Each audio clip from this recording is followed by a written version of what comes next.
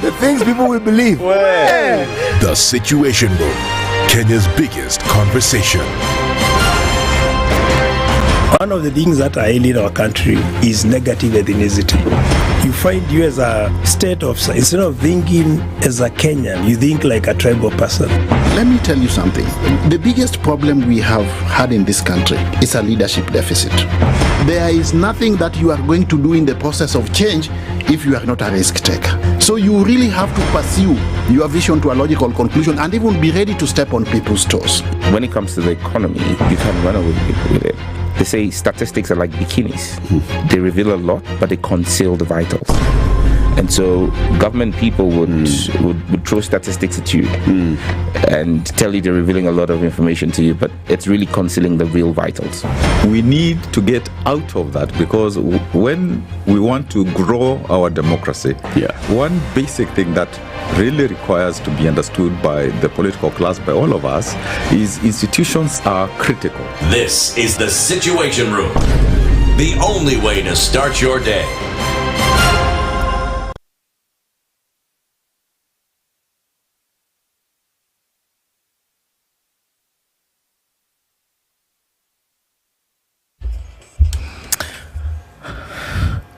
Good morning and welcome to Tuesday. All right, a look at what is happening. A look at what is happening around the city and on our roads this morning. A little bit of traffic starting to build on the Thika Superhighway coming through the CBD. We're looking all right on the Uhuru Highway heading out into the city. And if we take a look at Outer Ring coming through towards North Airport Road on one side, and on the other side, the Thika Superhighway, we're doing fine. Kangunda Road has some traffic and you get to the junctions with a little bit of a hold up. All right, Landy's going towards Kamkunji at the roundabout, and then onto Haile Selassie. In and outbound traffic is busy here. And on Mombasa Road, as you head out towards the city, I think we're doing okay. Coming out of Westlands, traffic is flowing smoothly as it is on the Southern Bypass as well. All around the city, it's not looking too bad. We're going to keep an eye on things as we get into Tuesday proper, and we'll talk on SpiceFM KE on X, hashtag the Situation Room.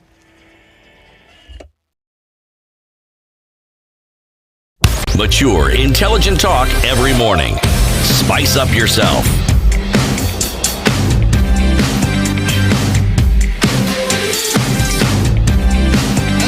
Mornings done right. 94.4 Spice FM, Nairobi. Good morning. Usually it's 6 a.m. when we say this, but now at 6:29 is when we're saying this morning.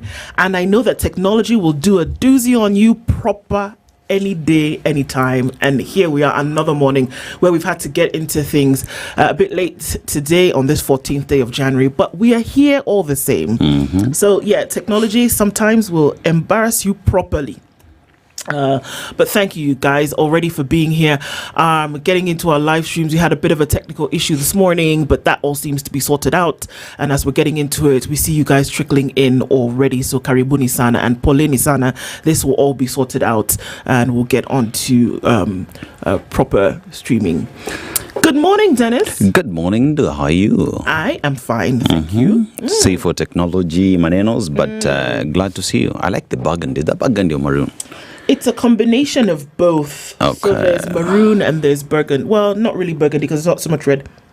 So we're going to go with burgundy. Okay. No, so we're going to go with maroon. Or we can just say purple. Purple. Or whatever. All but right. yes. A shade of something. Yeah, exactly. Some colors. Yeah. So this weather seems to do people proper. And another person who's gotten under the weather today is CT. So he's not feeling too good today. So he's going to sit this one out. Yep. So, all best in terms of, health to him. But we continue with conversations this morning. So guys, a number of conversations that we're going to have today as we kind of get into it. Let me just tell you what those will be really quickly. Sawa. Before we start to say hello to you as you guys get into the room, just tell us where it is that you tuned in from as you're getting into Kenya's biggest conversation today.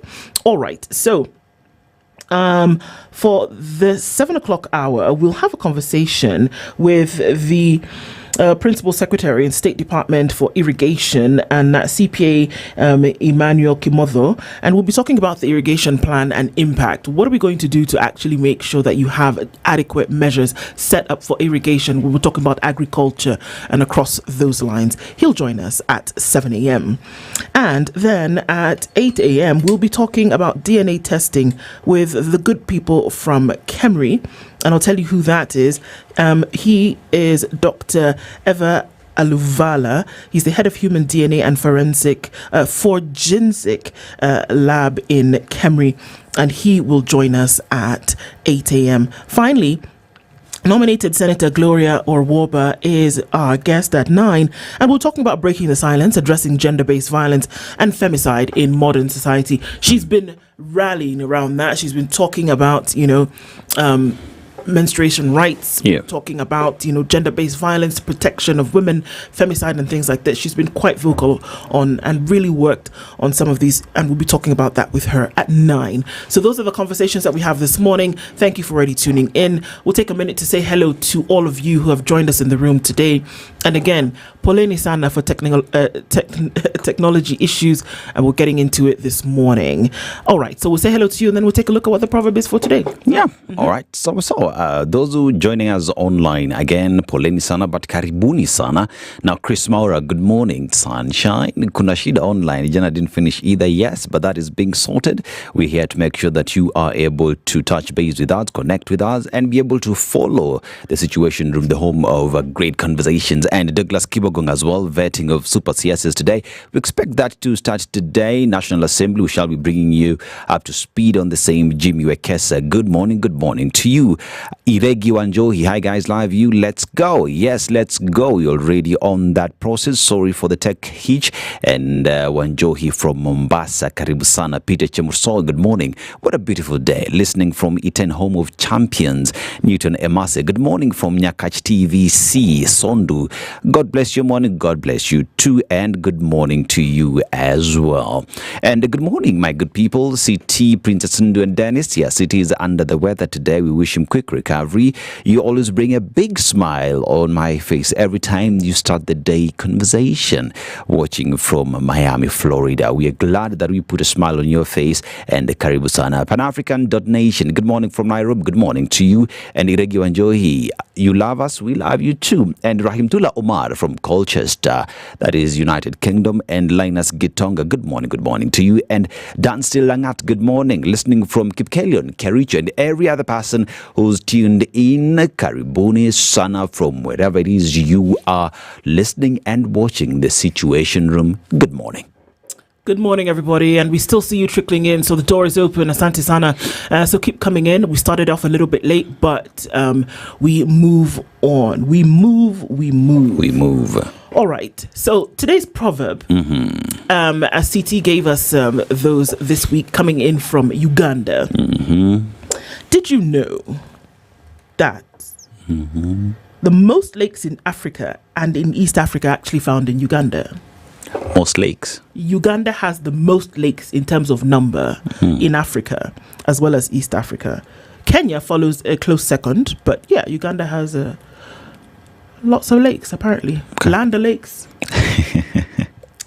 The proverb for today, coming out of Uganda: no matter how powerful you are, you can never make rain fall over your house. Let me say that again. No matter how powerful you are, you can never make rain only fall over your house. Yeah, you guys, there's a time you're talking about a certain building in Nairobi where it never rains on it. Is it related? Well, depending on who has the power. Yeah, exactly. Yeah. It would be interesting to see how our guests would interpret that, yeah? Sure, for sure. But I guess, also, I'm just thinking about it, and you can claim to have so much, but there's some things that you don't have control over. Yeah, true. That you don't have power over, and that you're just going to have to, take it like everybody else does. Yeah. Yeah. I think that those things that just equate us, whether you like it or not. There's some things that just make us be on the same level. You can control it, I can control it. We just equal under the sun. Indeed. Yeah. We all are equal under the sun. Absolutely. Okay, so what we're going to do now is look at some of the headlines. Some of the other papers, I think we'll wait for those to come in. On the front page of the Standard this morning, and we can also look at some of these headlines digitally as well. Resignation fears in Ruto cabinet. Again. They sacked the whole cabinet, brought some people. Did they not? In 6 months, cabinet was sacked, people were brought back, there was a reshuffle, people were moved around, and now what we're being told is that there are fears, resignation fears in Ruto cabinet as President Ruto grapples with escalating dissent within this cabinet. The stepping down of a senior official yesterday and discontent among point men point to deeper fractures. And there's a picture right there of one Mr. Justin Muturi. We'll look at that in a bit. Africa Union Chair candidate Raila Odinga exchanges pleasantries with Zimbabwe President Emmerson Mnangagwa in Harare yesterday. Mr. Odinga is continuing with his campaign for the AUC position, and it seems that he's bagging more AU support from Mr. Mnangagwa. Grade 9 learners face congestion and teacher shortage. Okay, I need to breathe. Grade 9 learners face congestion and teacher shortage. Remember, grade 9 is lower secondary, but it is the last class of lower secondary. Yeah. Essentially, what would be Form 1? Form 1, yeah. You had Form 1 class rooms. Abby? Okay. Yes. I'm just asking. Yes. And they're empty? No? Yeah. Yes. This term did not take Form 1. Form 1s. Sour. Kenyans see bleak future for children. That's interesting because that's in the business and it's just next to that grade 9 learner story. Heavy winds complicate LA fire plan. We know that the terrible fires that are taking place over the Palisades in Los Angeles are terrible. 14,000 acres of land has been razed down by fire. Property worth billions of dollars has gone down, and the fires are yet to be put out. That's the scary thing, that the fires are still raging, and it's windy. I mean, it is winter. It is winter, and it's windy. The winter is not on the west coast as severe as it is. Obviously, very little do you see snow, but the winds is what they're complaining about now, or rather, that's what's worrying everybody because it's moving the fire. Yeah, it's not a good picture right now at all. Police bosses make a mockery of the courts. Impunity. For the umpteenth time, senior officers have failed to heed court orders. What makes you think that they're going to start now? Tanzanian activist tells of kidnap horror. Trip from her salon turned into Maria Sehai's worst nightmare as abductors sought to access information in her phone before releasing her. And you wonder who those were. Yep. Many stories making headlines in the Standard today. We'll take a look at them in detail as we go ahead. Now, the Star, straight in the middle of that, a big test for Ruto as a new budget starts. Remember, the budget preparation cycle is ongoing. And the Cabinet Secretary for Treasury, that is John Mbadi, says going forward, we will see minimal changes on taxes. We will start with these here. I don't see us having many tax proposals, and especially those that are going to increase the taxes. These we wait to see. And also of important note is the fact that Kenyans are actually being urged to be part of this process, public participation. Be sure to be part of it. And as well, lawmakers to vet Uhuru meant for cabinet jobs today. That is the National Assembly Speaker Moses Wetangula will today lead a panel of MPs to vet President William Ruto's latest cabinet nominees. Mutahi Kagwe, who was the health CS in the last administration, will be the first to face the MPs. He was nominated to head the Ministry of Agriculture and Livestock Development.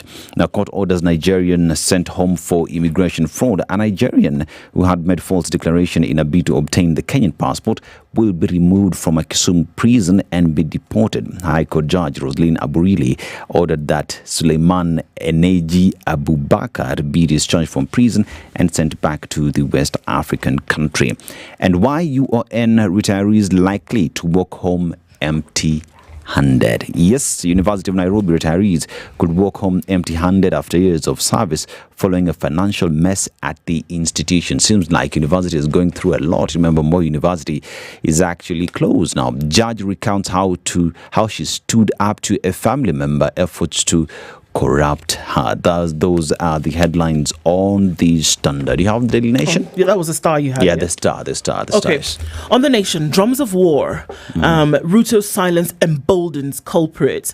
And it's interesting because the sub there is attack dogs. President William Ruto's close allies have in recent days made strongly worded statements vowing to secure him a second term in office in 2027 by whatever means possible, echoing past reckless declarations by politicians that have plunged the country into post-election turmoil. And we'll look at who the Nation is calling some attack dogs this morning and what they've said. We'll look at that in just a while. But Dadaab MP Farah Malim, Cabinet Secretary for Mining and Blue Economy Hassan Joho, Tiati MP William Kamket, and Kapsaret MP Oscar Sudi. I don't fear the sack, says Justin Muturi. He says he does not care losing his job over his abduction comments. Learning paralyzed at Moi University as staff down tools. My goodness, how is there a bottom floor to the basement? The crisis rocking Moi University appears far from over. Yesterday, both teaching and non-teaching staff announced the resumption of job boycott, accusing the management of failing to honor the return to work formula, vowing not to resume work until their December salaries are paid in full. So they said, forget it, not us. Yeah. Health crisis as condoms, ARVs and vaccines run out. Sheesh. Kenya has completely run out of essential medical supplies, including HIV medicines, testing kits and vaccines, putting millions of lives at risk of what health officials are calling an unprecedented crisis. Are they really, or are we looking at a moment where the supply is on its way kind of thing? Well, we'll see. Maria Sarungi, my 4-hour ordeal at the hands of abductors. And on the back page, again, that Moi University issue. New anti-graft boss to use vast experience in fight against the vice. Okay, sure, if you say so. Trump hires Dusit hero ex-Special Air Service soldier saved lives during the terror raid, and that gentleman is being given a job. The inauguration of President-elect Donald Trump takes place on the 20th January. Yep, and on the Business Daily, Ruto Kindiki officers seek 1.6 billion shillings for what again? Renovations. They need ACs and whatnot. Okay. Yeah. The ones that they had before, they are spoiled. Yeah, they're spoiled, or they just need to upgrade, The officers of the President, William Ruto, and Deputy President Kithure Kindiki have reinstated non-essential expenditures that had earlier been dropped in the wake of the collapse of Finance Bill. Finance Bill? Mm-hmm. Yeah, you remember why Kenyans went on the streets? Yeah. Yeah, now you're back at it. We need to renovate these offices. And puzzle of higher LPG prices despite scrapping of taxes now. Consumers are yet to enjoy lower cooking gas prices more than a year after the government scrapped 3 taxes on liquefied petroleum gas. Remember, we're talking about 12 months later and LPG gas prices are still where? On the roof. Yeah. And parastatals outpace others in government debt holding. The share of the government's domestic debt held by parastatals grew at the fastest pace compared to that held by other institutions during the 6 months ended December 2024. And Jumia to cut logistics costs on orders with EVs, and Amaco doubles PSV insurance market share.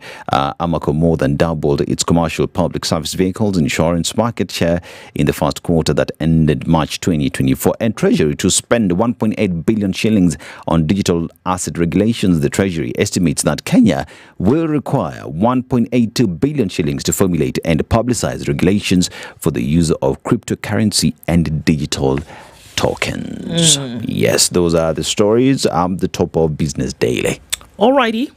Let's look at some of these stories in detail. I mean, we're getting towards 6:45, but we'll just go ahead and look at the stories and then look at traffic at the top of the hour. All right. Yikes. We know that vetting is taking place for PSs, CSs, such. That's happening from today into Thursday. And those shortlisted individuals, that's going to happen. So it's going to be a busy time for the Parliament Select Committee who's doing that, Parliamentary Select Committee that's doing that. So this story of resignation fears in Ruto cabinet is on page 4 on the Standard. Yes. And the cracks in Ruto's cabinet widen amid murmurs of resignations. Okay. Barely halfway through his presidency, William Ruto appears to be grappling with growing internal discord, raising questions about the stability of his administration. Cabinet secretaries have taken the unprecedented step of openly criticizing the government they serve. High-profile rejections of key appointments and whispers of dissatisfaction among insiders suggest a brewing crisis. Even the much-touted formation of a broad-based government intending to quell unrest seems to be faltering, exposing a president struggling to steady the ship. Ruto's recent decisions to axe several cabinet members only highlights the turbulence threatening to derail his mandate. So, the latest storm centers on resignation jitters gripping the cabinet. On Sunday, Public Service Cabinet Secretary Justin Muturi publicly criticized the government over the wave of abductions, while Peter Mbai, the head of Government Delivery Service Unit, tendered his resignation. These developments come just hours ahead of the vetting of newly nominated cabinet secretaries William Kavogo, Lee Kenyanjui, Mutahi Kagwe, appointments widely seen as an attempt to recalibrate the government amid growing discontent. So speaking at a Nairobi hotel Sunday, Muturi lambasted the government's handling of abductions and said, I quote, "The cardinal duty of the state is to protect the lives and livelihoods of its citizens. The government cannot claim ignorance of such serious breaches of Kenyans' rights to live free from wrongful confinement," he said, adding that his family had suffered personal trauma after his son was abducted during the youth-led protests in June. At the time, Muturi was the Attorney General. So, I mean, the story goes on and looks into what could be causing the fissures that we see, evidence of, and asking the question as to whether the president is going to be able to keep a hold on this. Now, this is all in relation to a story that's on the Nation, where it talks about drums of war, and it looks as though they are being beaten. The attack dogs that were referred to here. Farah Malim stepped up his attacks against government critics last week, insulting opponents using expletives while defending the president. In July, he called for the killing of 5,000 Gen Z protesters per day. Okay. Cabinet Secretary for Mining and Blue Economy Hassan Joho, we cannot allow a few youth to destabilize the government and portray leaders in a bad picture. Well, okay. What we are telling those leaders, we also have our youth on the ground, and they should not think that they know the game better. We can also unleash our teams. Kapsaret MP Oscar Sudi said, these online critics shouting Ruto must go. Whether they jump up, go down, or move sideways, Ruto is not going anywhere. Let it be clear that President Ruto is going nowhere. Even if his votes will not be enough, we will add the votes. Okay. I hear you. TRT MP William Kamket says, if they joke, I come from the county of 24 years. We can extend that. Baringo County knows how to manufacture a president to survive for 24 years. If they joke, we can tell you to extend past the 2 terms. Yeah. Wow, I don't know. It just seems like it's taken as a joke. Actually, the Constitution. This little thing called the Constitution. This little thing called citizen sovereignty. This little issue of rights. It just looks as though they're trampled on by every word that's spoken. But it looks as though they're drums of war. And there's concern at the reckless talk of some of the president's allies, because you're going to ask the question, if they seem to be speaking for you, are they speaking the words that you would speak but you can't because you're in the position in which you are in? Is this really how you feel, that the voices of Kenyans should be quelled in whatever manner it takes? Do you really feel that you should be in office beyond a constitutional term of 10 years or 5 years times 2? And do you really feel that you can shut youth up because they are discontent? Or anybody in the country, not just youth, because they are discontent with the way in which you're handling the matter? Business, yeah. Do you think so? I mean, it's all about the leadership in this country feels as though we are the television sets and they have the remotes. They get to change the channels as they wish, And when you look at the the statements being made by these leaders, William Kamket, Oscar Sudi, former speaker, begs the question, have they even read the constitution to understand what is domiciled in there? Someone like Farah Malim is a seasoned lawyer. He has been Speaker of the National Assembly. I mean, it's Parliament that formulates these laws, makes amendments and everything. For him to come out and make such shocking statements begs to ask, what about the experience you have? It baffles me, because even if possible to remove the emotional element from all of this, it doesn't matter who you support. The very value that we should be able to place on human life, and human dignity, for me, should outrank whatever side of the political divide you sit on. Some things should be basic, but this is dangerous. I think the kind of talk that we are seeing, and I'm still asking the question that if all the king's men are speaking in this manner, are they reverberating what the king believes, what he thinks? Are these the thoughts of the president? And you see, even when we ask that question, perhaps maybe we don't have those answers. My question is, why are we not seeing the president come out in the open and call out his friends on these statements they're making? Because remember, the president swore to protect the constitution of this republic when he was being given the instruments of power by Uhuru Kenyatta. He swore to protect the Constitution of Kenya. And the Constitution of Kenya comes with the value that it places on the life of a Kenyan. And when these individuals start making such statements, I will discipline them, I will take them in their thousands, and you have to ask, Aseto, for me, look, and I choose all the king's men. There's a book actually. If you read it, when I use those words, I'm saying that if these are the people who fan the flames around you, and if these are the words that they are speaking in your support, then one must ask if this is how you really think. Do you really think that you, as President William Ruto, ought to sit in that seat for 24 years? Do you, as President William Ruto, feel that you will take more votes beyond those that were given to you should you come into an election? Especially when you lose that vote. If you lose the votes, do you, as William Ruto, feel that you can also garner support from some people that you've been able to pay or organize to deal?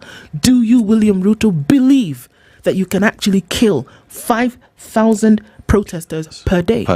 Because if these are the people who are speaking in your support, do you support what they say? And if you don't come out and speak against it, one would only assume that you condone it. And it's dangerous. That's what I'm saying. The lines upon which we are playing, they're dangerous. They're dangerous. They're dangerous. Those are the drum beats. Anyway.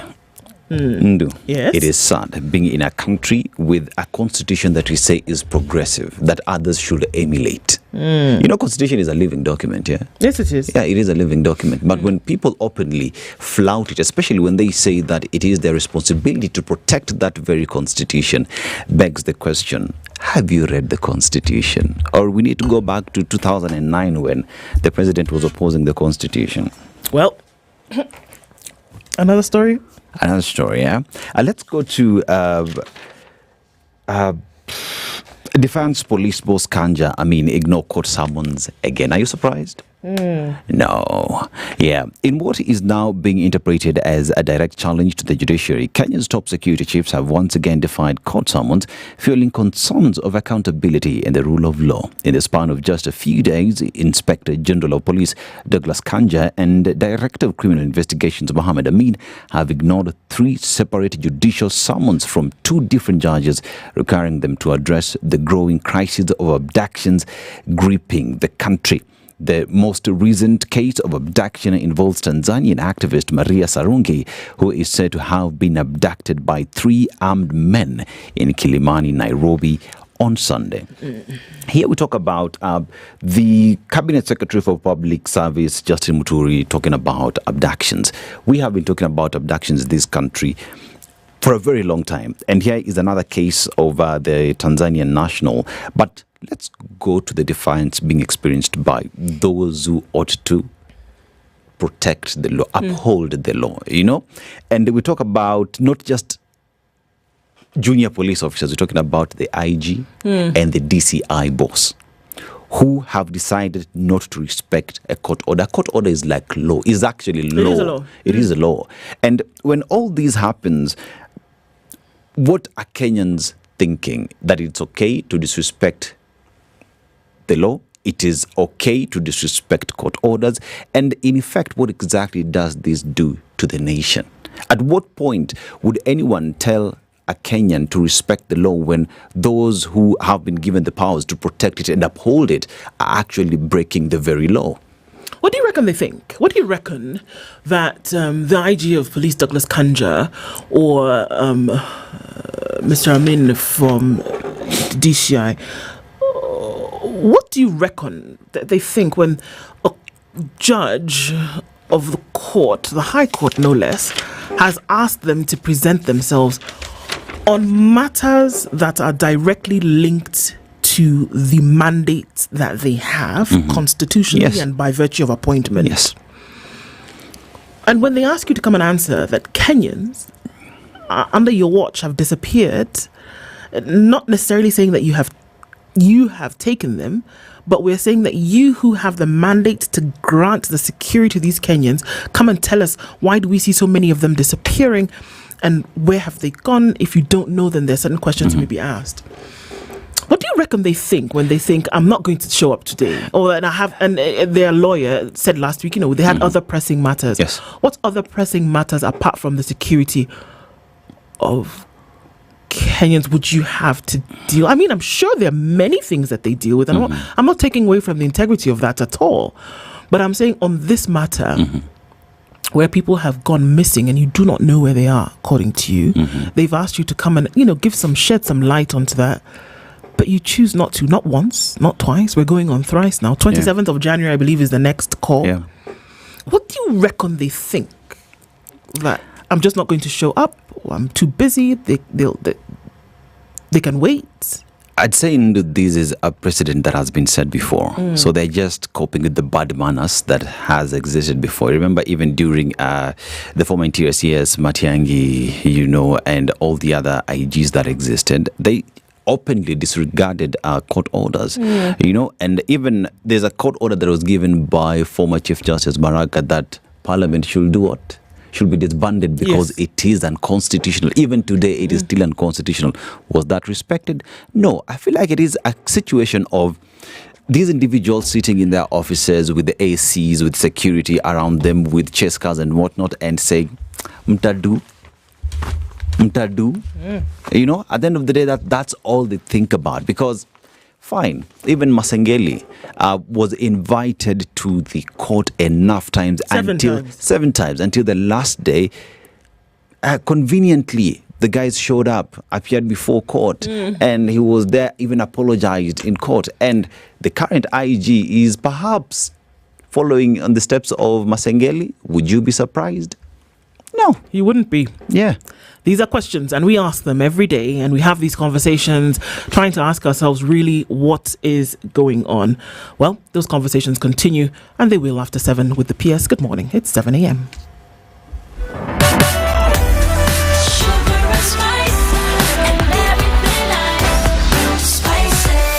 Spice up your life.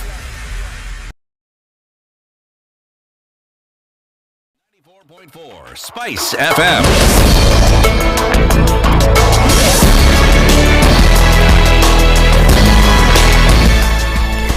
Good morning, this is the News Wire. I'm Leah. Ugandan Chief Justice Martha Koome says she'll not resign despite calls for her and other judges to do so. Koome says this is because her term in office is protected by the Constitution of Kenya. Her remarks come at a time that former LSK President Nelson Havi asked President William Ruto to form a panel to investigate and remove the judges for corruption. Regarding the allegations, Koome says the judiciary is collaborating with the Ethics and Anti-Corruption Commission to investigate and take action against corrupt judges. You asked me whether I would resign. I would also ask you, why would I resign? I have a tenure. I was appointed to serve for a tenure, and you have not given me reasons why you would want me to resign. So I think that is where I would leave the question. I think, unfortunately, I think we haven't received the petition. So we need to tell Kenyans that you cannot pay for government services. You cannot pay for justice. You cannot pay for judicial services. And in Harvey's statement, he claims that 7 Supreme Court judges took bribes in a case challenging the results of the 2022 general election. 3 suspects in the murder of Kilifi County IBC Chief Officer Asha Bubakar have been arrested by DCI detectives. In a press release, the DCI said the suspects Issa Omari, Shikuku Mudari and Brian Oyare were arrested after 7 days of intensive investigation while hiding in different locations in the coast region. It is reported that one of the suspects was caught with a phone believed to belong to the late Aisha, who was killed while her son was seriously injured. Trans Nzoia Governor George Natembeya has confirmed that there are plans to remove him from office. Speaking in an interview with a local radio station, Natembeya said that a number of MCAs have already started the process that will see him impeached. He says that the MCAs have been holding meetings in Eldoret where they're discussing the charges they level against him, as well as weighing in on his possibility on winning in the 2027 elections. Natembeya, who has been in the forefront in criticizing the government through the slogan Tawe, says all his troubles began when he supported residents against the actions of the government. AUC chairman candidate Raila Odinga has held a meeting with Zimbabwe President Emmerson Mnangagwa exactly 9 months after President William Ruto requested him to support Raila's candidacy. Following a statement on X, Raila revealed that he held discussions with President Mnangagwa on what he expected of him if he successfully won the AUC seat. President Ruto has severally made it public why it's important for Raila to win the seat, further urging leaders who will vote to support his bid come next month. Mkiombea serikali yetu, pia mkumbuke our friend, our leader, our elder Raila Amolo Odinga kwa ile maombi tunamwombea awe kiongozi wa bara letu la Afrika. Pray for him as you pray for the nation, because that position is not his, it is for the whole continent and it is ours as a country. And finally, President William Ruto has travelled to the United Arab Emirates to attend the Abu Dhabi Sustainability Week Summit. The summit is a high-level forum that convenes world leaders to advance the global sustainability agenda. That's the news wire. I'm Leah Ubaga.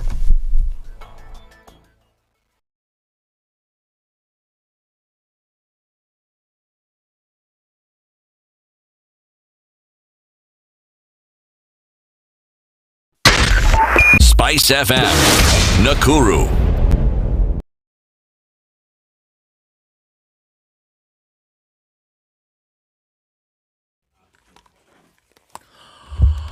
At a few minutes after 7 o'clock, I'll take a quick look at what's happening with traffic. Coming off of Thika Superhighway, it's building as you get towards Survey, and that's busy coming in all the way from Githurai and touching a little bit on Kasarani. On Kangunda Road, touching on Outer Ring, that's busy. We're going to cross over Manyanja through towards Jogo Road, and out towards Landis, we'll find some traffic that is pretty busy right around Haile Selassie in and outbound. Coming in from Ngong Road, we're doing all right. Langata Road hasn't started to build up just yet, but we'll see some action there later. On the Southern Bypass, going out of the city and then taking your scenic route probably into the city as well, I think we're doing all right. Keeping an eye on all of this. Outer Ring does have some traffic touching on that Embakasi Loop, touching on the Eastern Bypass. Mombasa Road doesn't look too bad, but we're going to keep an eye on all of this morning. Do talk to us on SpiceFM KE on X, hashtag The Situation Room.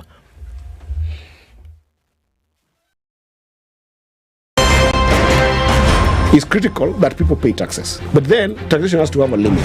When you start overtaxing people beyond certain limit, then this is now we call robbery with violence. We are all struggling, but we don't show. If you're not doing well, shame on you. But you have to say, I'm broke and I'm struggling. We are not okay until everybody is okay. We are pretending to have political parties. Why don't we just be honest? And we say, these are the Luyas, these are the Kambas, these are the Kikuyus, and we find ourselves in Kenya. You know, with politics and leadership, no matter what you do, there will always be a complaint. There will always be the assumption that you're either stealing or you're not doing things right. As a leader, don't fear. If you know you're doing the right thing, you've thought about it, you've got an expert advice, do it, then understand later. This country, we don't need prayers. Prayers is between you and God. Good governance and thinkers who care about the country and not their stomach. That's what we need. The Situation Room, Kenya's biggest conversation. Mature, intelligent talk every morning. Spice up yourself.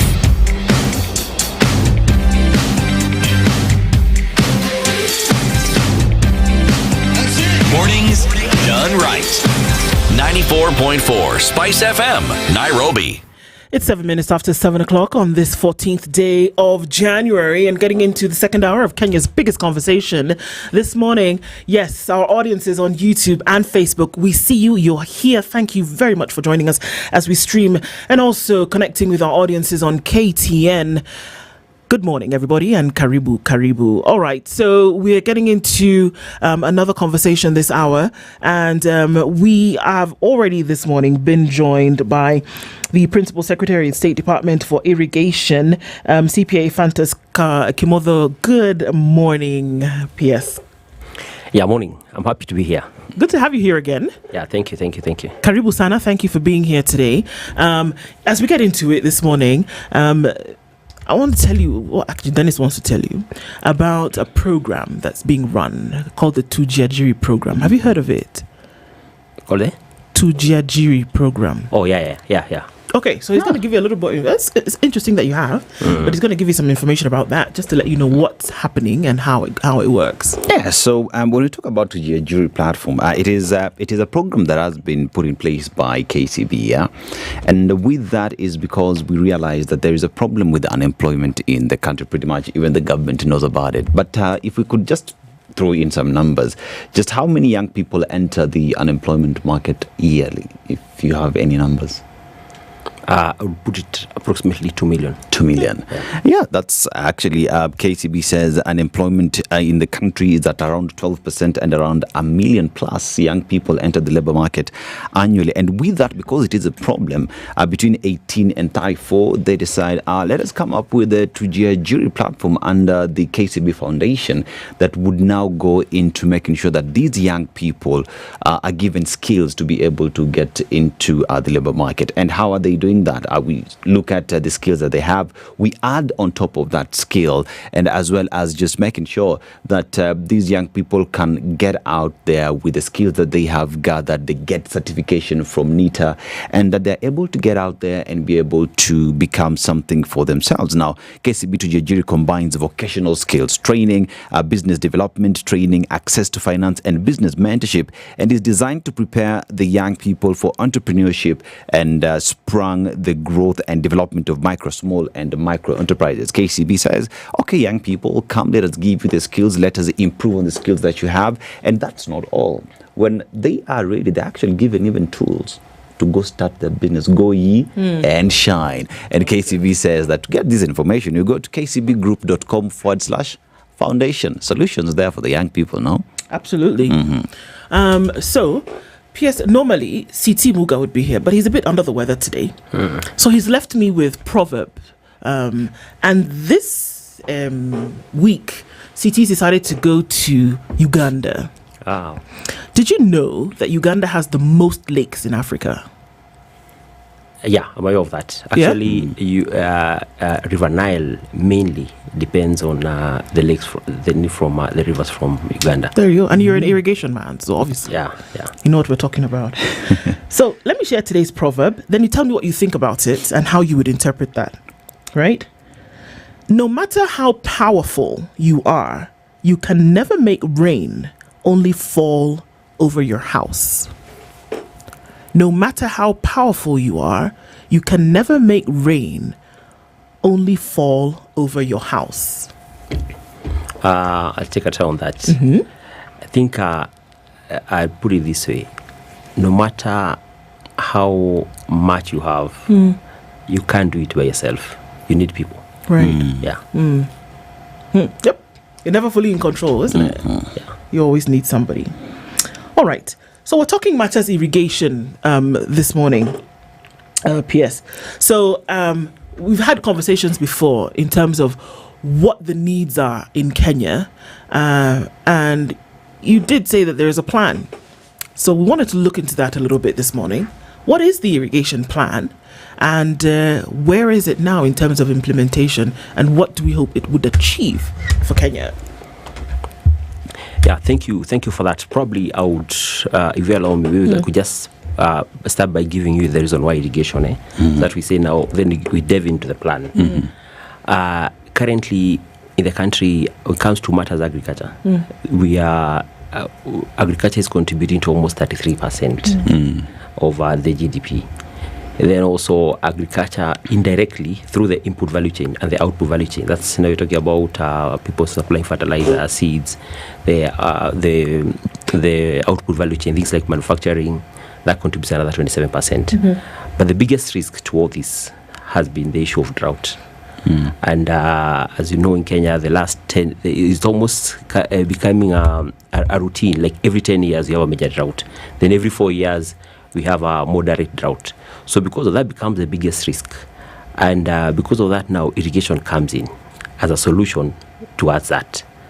So irrigation is basically whereby we just store water, we harvest and store water so that we can use it during the dry season. And towards that extent, currently, when the current administration took over, we were at 664,000 acres in terms of the acreage under irrigation.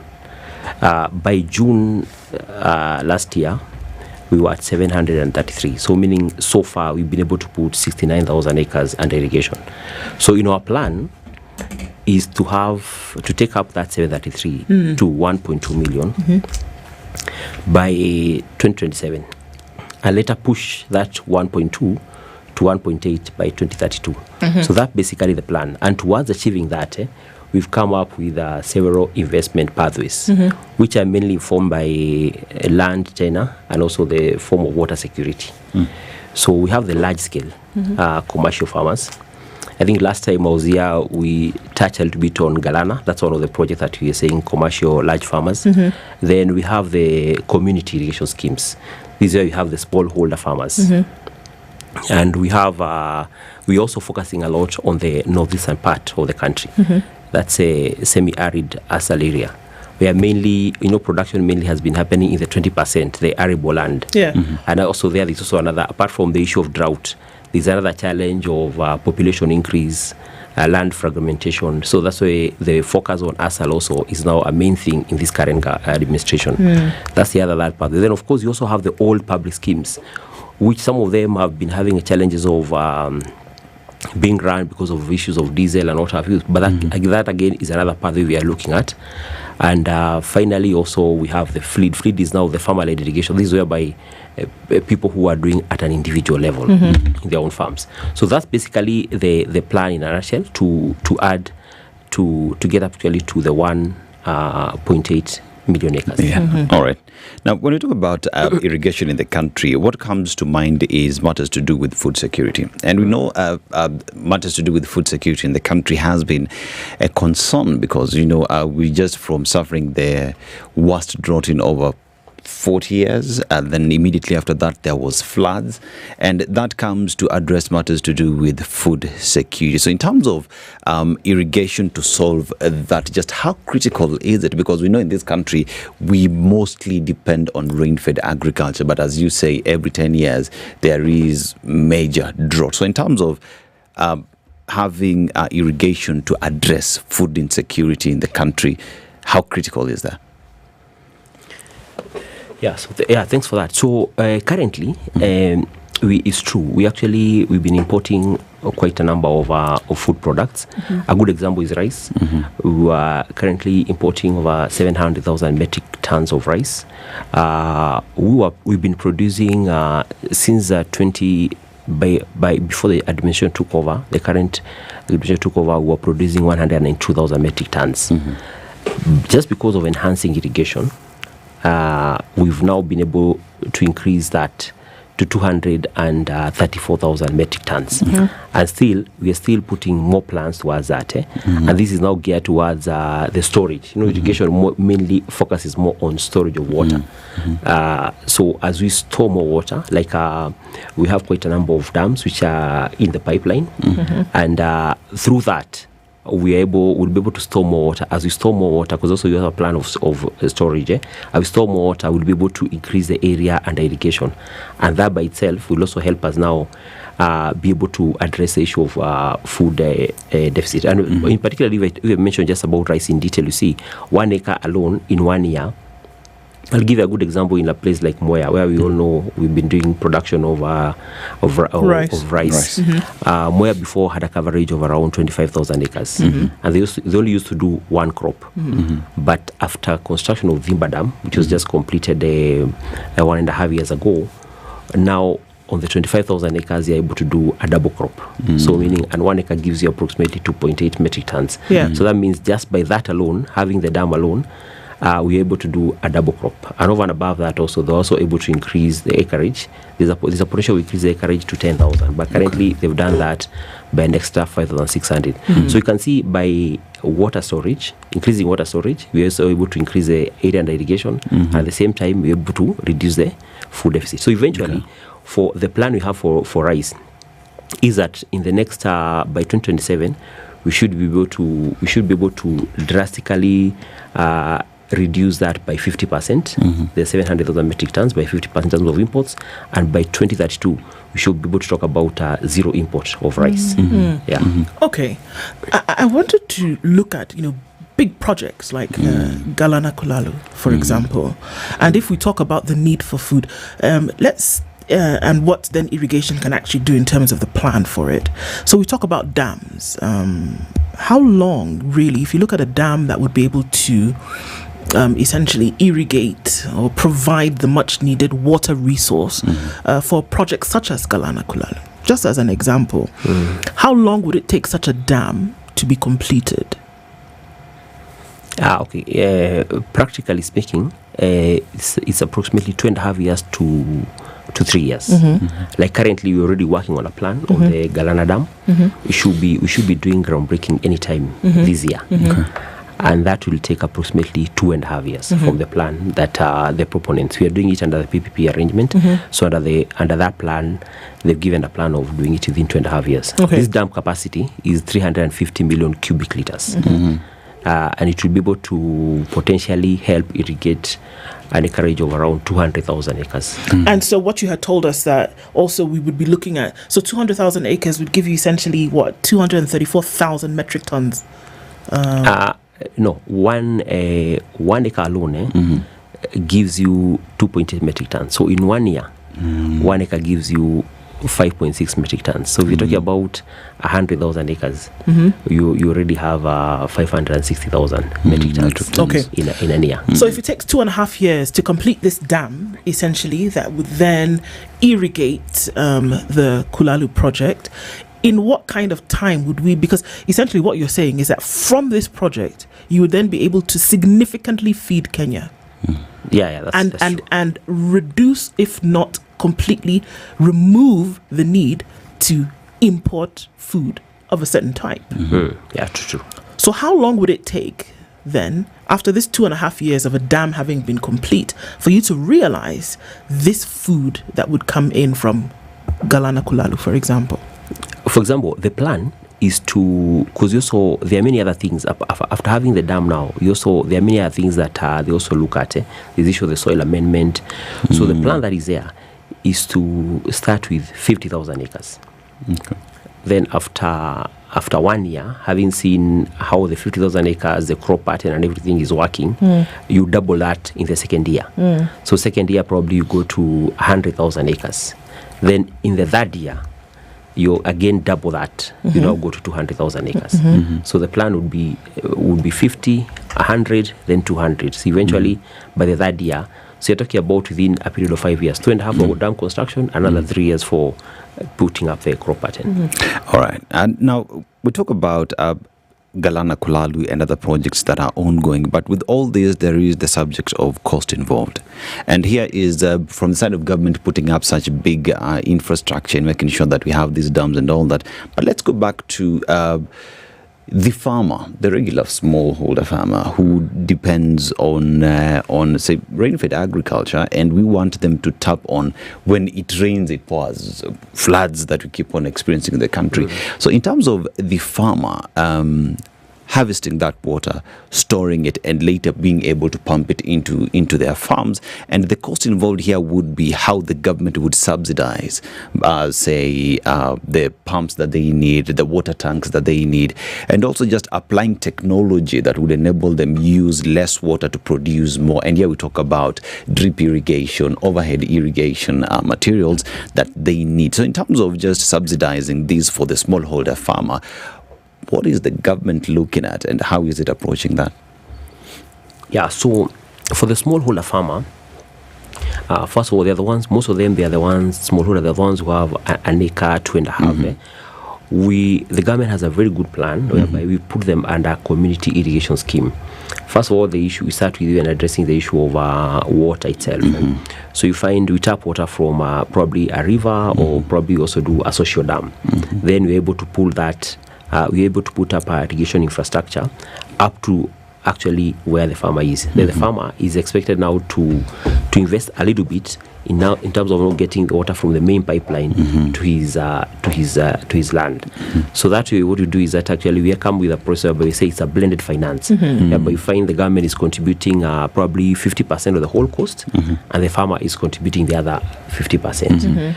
So that's one method. That's now where we have permanent rivers. The other areas where we probably have seasonal rivers. So we're talking about doing a water ban. Again, the government has a program. We call it a household program, whereby for those smallholder farmers who are individually now, we also do household water pans for them. Then we partner with also private sector, whereby which now that is banks who come and work together with the farmer to put the lining, which also now enhances the storage by making sure that the sustainability of that water can take you much longer. So approximately, PS, how many farmers do we have in the country? We are talking about 6 million, but mostly the ones who are mainly focused on irrigation. We're talking about 300,000. And how much would around 5%? How much would it cost, say, the government to reach all these farmers to ensure that these irrigation gospel gets to them? So that's why we're saying we have a very geared plan, which is actually more informed by the water security. The farm is the plan is, for irrigation to work, the water security actually is the one that takes the lead. That's what I'm saying. In that plan, the plan that you've actually elaborated very well is the plan. Like now in the community, this is what we call community irrigation schemes. These community irrigation schemes, every year we have a plan of doing 40,000 across the country. I'll give you an example. Like for example, recently you must have seen in Nyeri, sometimes last year, there's a project we launched. It's called Kaigonji Irrigation Scheme, whereby 1,000 farmers benefited. We've put them under one irrigation scheme. 1,000 farmers benefited. Talking about like last week, we are in Washingishu. We have a project called Loasabol. Again, it has 1,000 farmers all coming together. So in all parts, like we go to Kwale County, there's a project called Wagamachame. They've actually not been able to do production for the last 8 years, but just because of the government intervention through which actually was very well elaborated in the better plan. The irrigation, actually, you look at the better plan, is clearly elaborated that is a way forward towards enabling the farmers. When you talk about the bottom-up economic approach, the one way is actually enabling the farmer being able to produce. And the farmer can only be able to produce when you enable them, when you give them an irrigation project. Okay. So I want to look at also the ASO areas have been an issue, a big one, when we already know geographically that they are at a disadvantage in terms of now what they're able to get in terms of water. But then also that falls under the mandate of government to then be able to make sure that, product harvest can still come from here. What are the plans or what are the implementation metrics that have been, realized here to ensure that the ASO areas are actually then, not left out? Okay. You realize one of the key things that the current government has done, even if you listen to His Excellency the President, in most of his speeches actually talked about the need to develop the ASAL areas. He's actually been very passionate about that, and it's clear 20% of Kenya is arable, 80% is not arable. It's not yet. The only way out is through ensuring that they have water security. And some of them, I'll give you an example, like on some of the projects that we've actually started. One of them is Wajir County. Wajir County doesn't have permanent rivers, but when it rains, there are a lot of lagers. Lagers are these seasonal rivers, which come with a lot of water, but for a short while, then after that, it goes away. So we've actually mapped all those lagers. We've actually marked almost 64 lagers. One of the biggest one is called, one of the biggest lagers in Wajir is called Labo. So we've actually mapped it, and in the next 2 months we'll be starting to build a big check dam, which will lead to an water plant of a capacity of around 750,000 cubic liters. So that will actually help us be able to do irrigated fodder, which will help a lot towards the livestock value chain on that side. Again, also we're also doing something similar. 2 months ago, we launched together with the governor of Marsabit, in partnership with the KfW, which is a UK German finance arm. We launched another project in Marsabit. Those are the plans that we are doing, making sure we have the check dams. And after that, now setting up aside for land to do fodder to support the livestock value chain. I hear what you're saying, PS. And I think for all of this, you talk about a plan, and in terms of its implementation, then the question is that at what point, will folks be able to see that this is actually done? You talk about a dam for 2.5 years. We talk about, in the next 1 year, this and this and this will be done. I'm just looking at, the fodder for livestock fodder in that area. It just seems it's a golden opportunity for a lot of these folks who've had to sell their livestock when you get into a situation of drought in order to buy food to eat.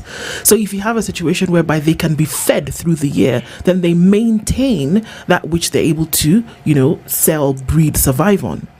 But without that, then they're in a detrimental situation. So it's almost as though asking government for a guarantee that these plans that are in place will actually come to fruition. Is there such a guarantee?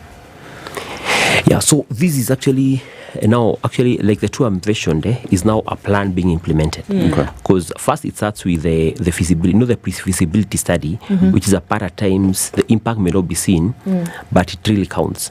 How you site a site and also changing the community in terms of their mindset. That is actually the part we've been doing the last 6 months. That's what it's talked about. Now we are actually now going to the implementation. Also, there's been a lot of public participation with both leadership, the members of parliament in the areas, and also the county government as a whole. So all that together, we've now been able to agree to a plan. So as I say now, in the next 2 months, it's just about starting. The one for Marsabit, that one actually is ongoing, because last year, sometimes in November, we launched the program. So, and the mindset has now been changed. So once those two work successfully, I want to believe, but the plan for the government is actually to roll 450 feedlots in the next by 2032. So we're just starting with those two main ones. Then with the success of that, as you said, the livestock value chain is actually a game changer. Will be a game changer, because you're talking about a situation where we'll also be, if we succeed in that program, we'll also be exporting meat. So as when you come in as irrigation, we just come at the lower part of it on the input.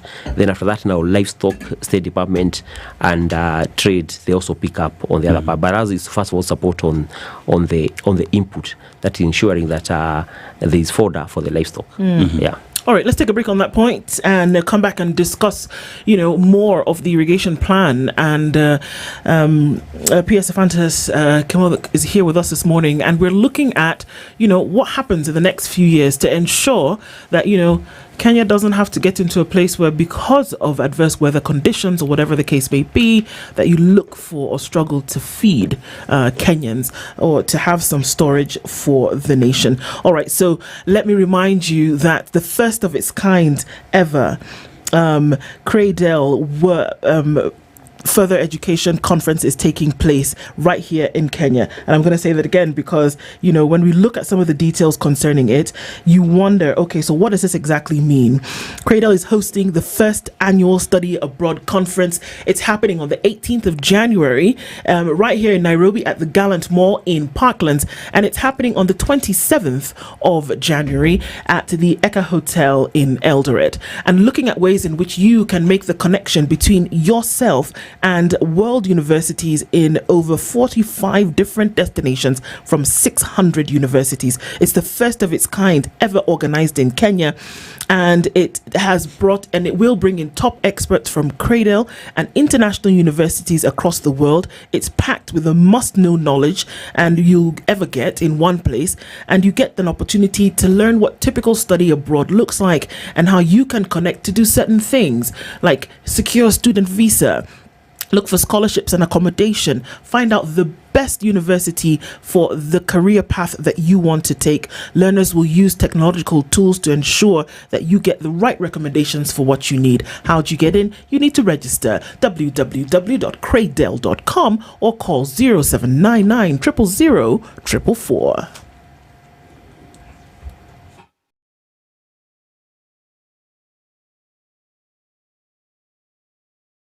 This is the Situation Room, the only way to...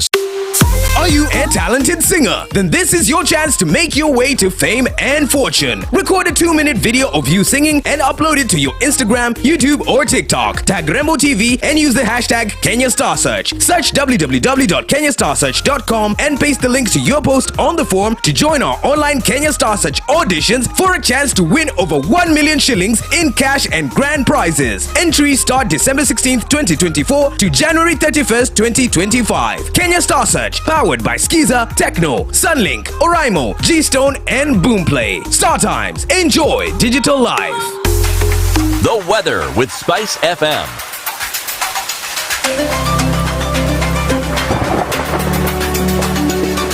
And the weather this morning, Nairobi is experiencing highs of 24 degrees and lows of 13 degrees. Kakamega County, highs of 30 degrees and lows of 13 degrees. In Mombasa, highs of 32 degrees and lows of 25 degrees. And in Nyeri town, highs of 26 degrees and lows of 10 degrees. In the lakeside city of Kisumu, highs of 31 degrees and lows of 18 degrees. And across the borders to Mogadishu, highs of 31 degrees and lows of 23 degrees. Addis Ababa, Ethiopia, highs of 23 degrees and lows of 8 degrees. Dar es Salaam, Tanzania, highs of 31 degrees and lows of 27 degrees. And in Paris, France, the city of love, highs of 2 degrees and lows of negative 4 degrees. And in China, highs of 2 degrees and lows of negative 7 degrees. Pretty cold in China, but that is the weather. These are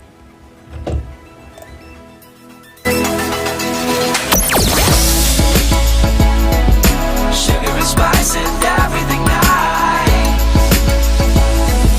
SpiceFM. Spice up your life. All right, we're knocking on traffic hour right about now. Just taking a look at how it's starting to build up in different parts of the city. On Jago Road, it's not looking too bad, but then you get onto Landis and you're also free flowing into the city. Kamkunji, just there at the roundabout, coming in from Ring Road and Gara on this other side, and then joining with Haile Selassie on the other. A bit of traffic build up there. Let's take a quick look at what's happening coming off of Langata Road. Aerodrome Road has some traffic touching on the that part of Uhuru Highway opposite Bunyala Road, and then you're going to get to Haile Selassie at the junction with a little bit of traffic this morning. So it looks like Langata Road is going to be busy for at least parts of traffic hour. Some of that traffic spills over to Raila Odinga Way, and at the roundabout coming in from the city mortuary, you'll find some traffic there as well, getting into the CBD. It's a little bit busy on Mombasa Road as you approach Capital Centre, but this is all to watch for now. The Southern Bypass looks good as well. A little bit of traffic right there at that Uhuru Gardens interchange. But if you find your way towards Langata Road or find your way towards the city. Okay, take a look at the Eastern Bypass. And that looks like it's building up pretty significantly as you get towards the Cabanas interchange. And of course, the Thika Superhighway teeming with traffic this morning, coming in from Githurai, then touching on Garden City and out towards Survey. It's going to clog up just a tad. Eyes on things as we're into traffic hour now. We'll talk SpiceFM, KE on X, hashtag the Situation Room. Mature, intelligent talk every morning. Spice up yourself.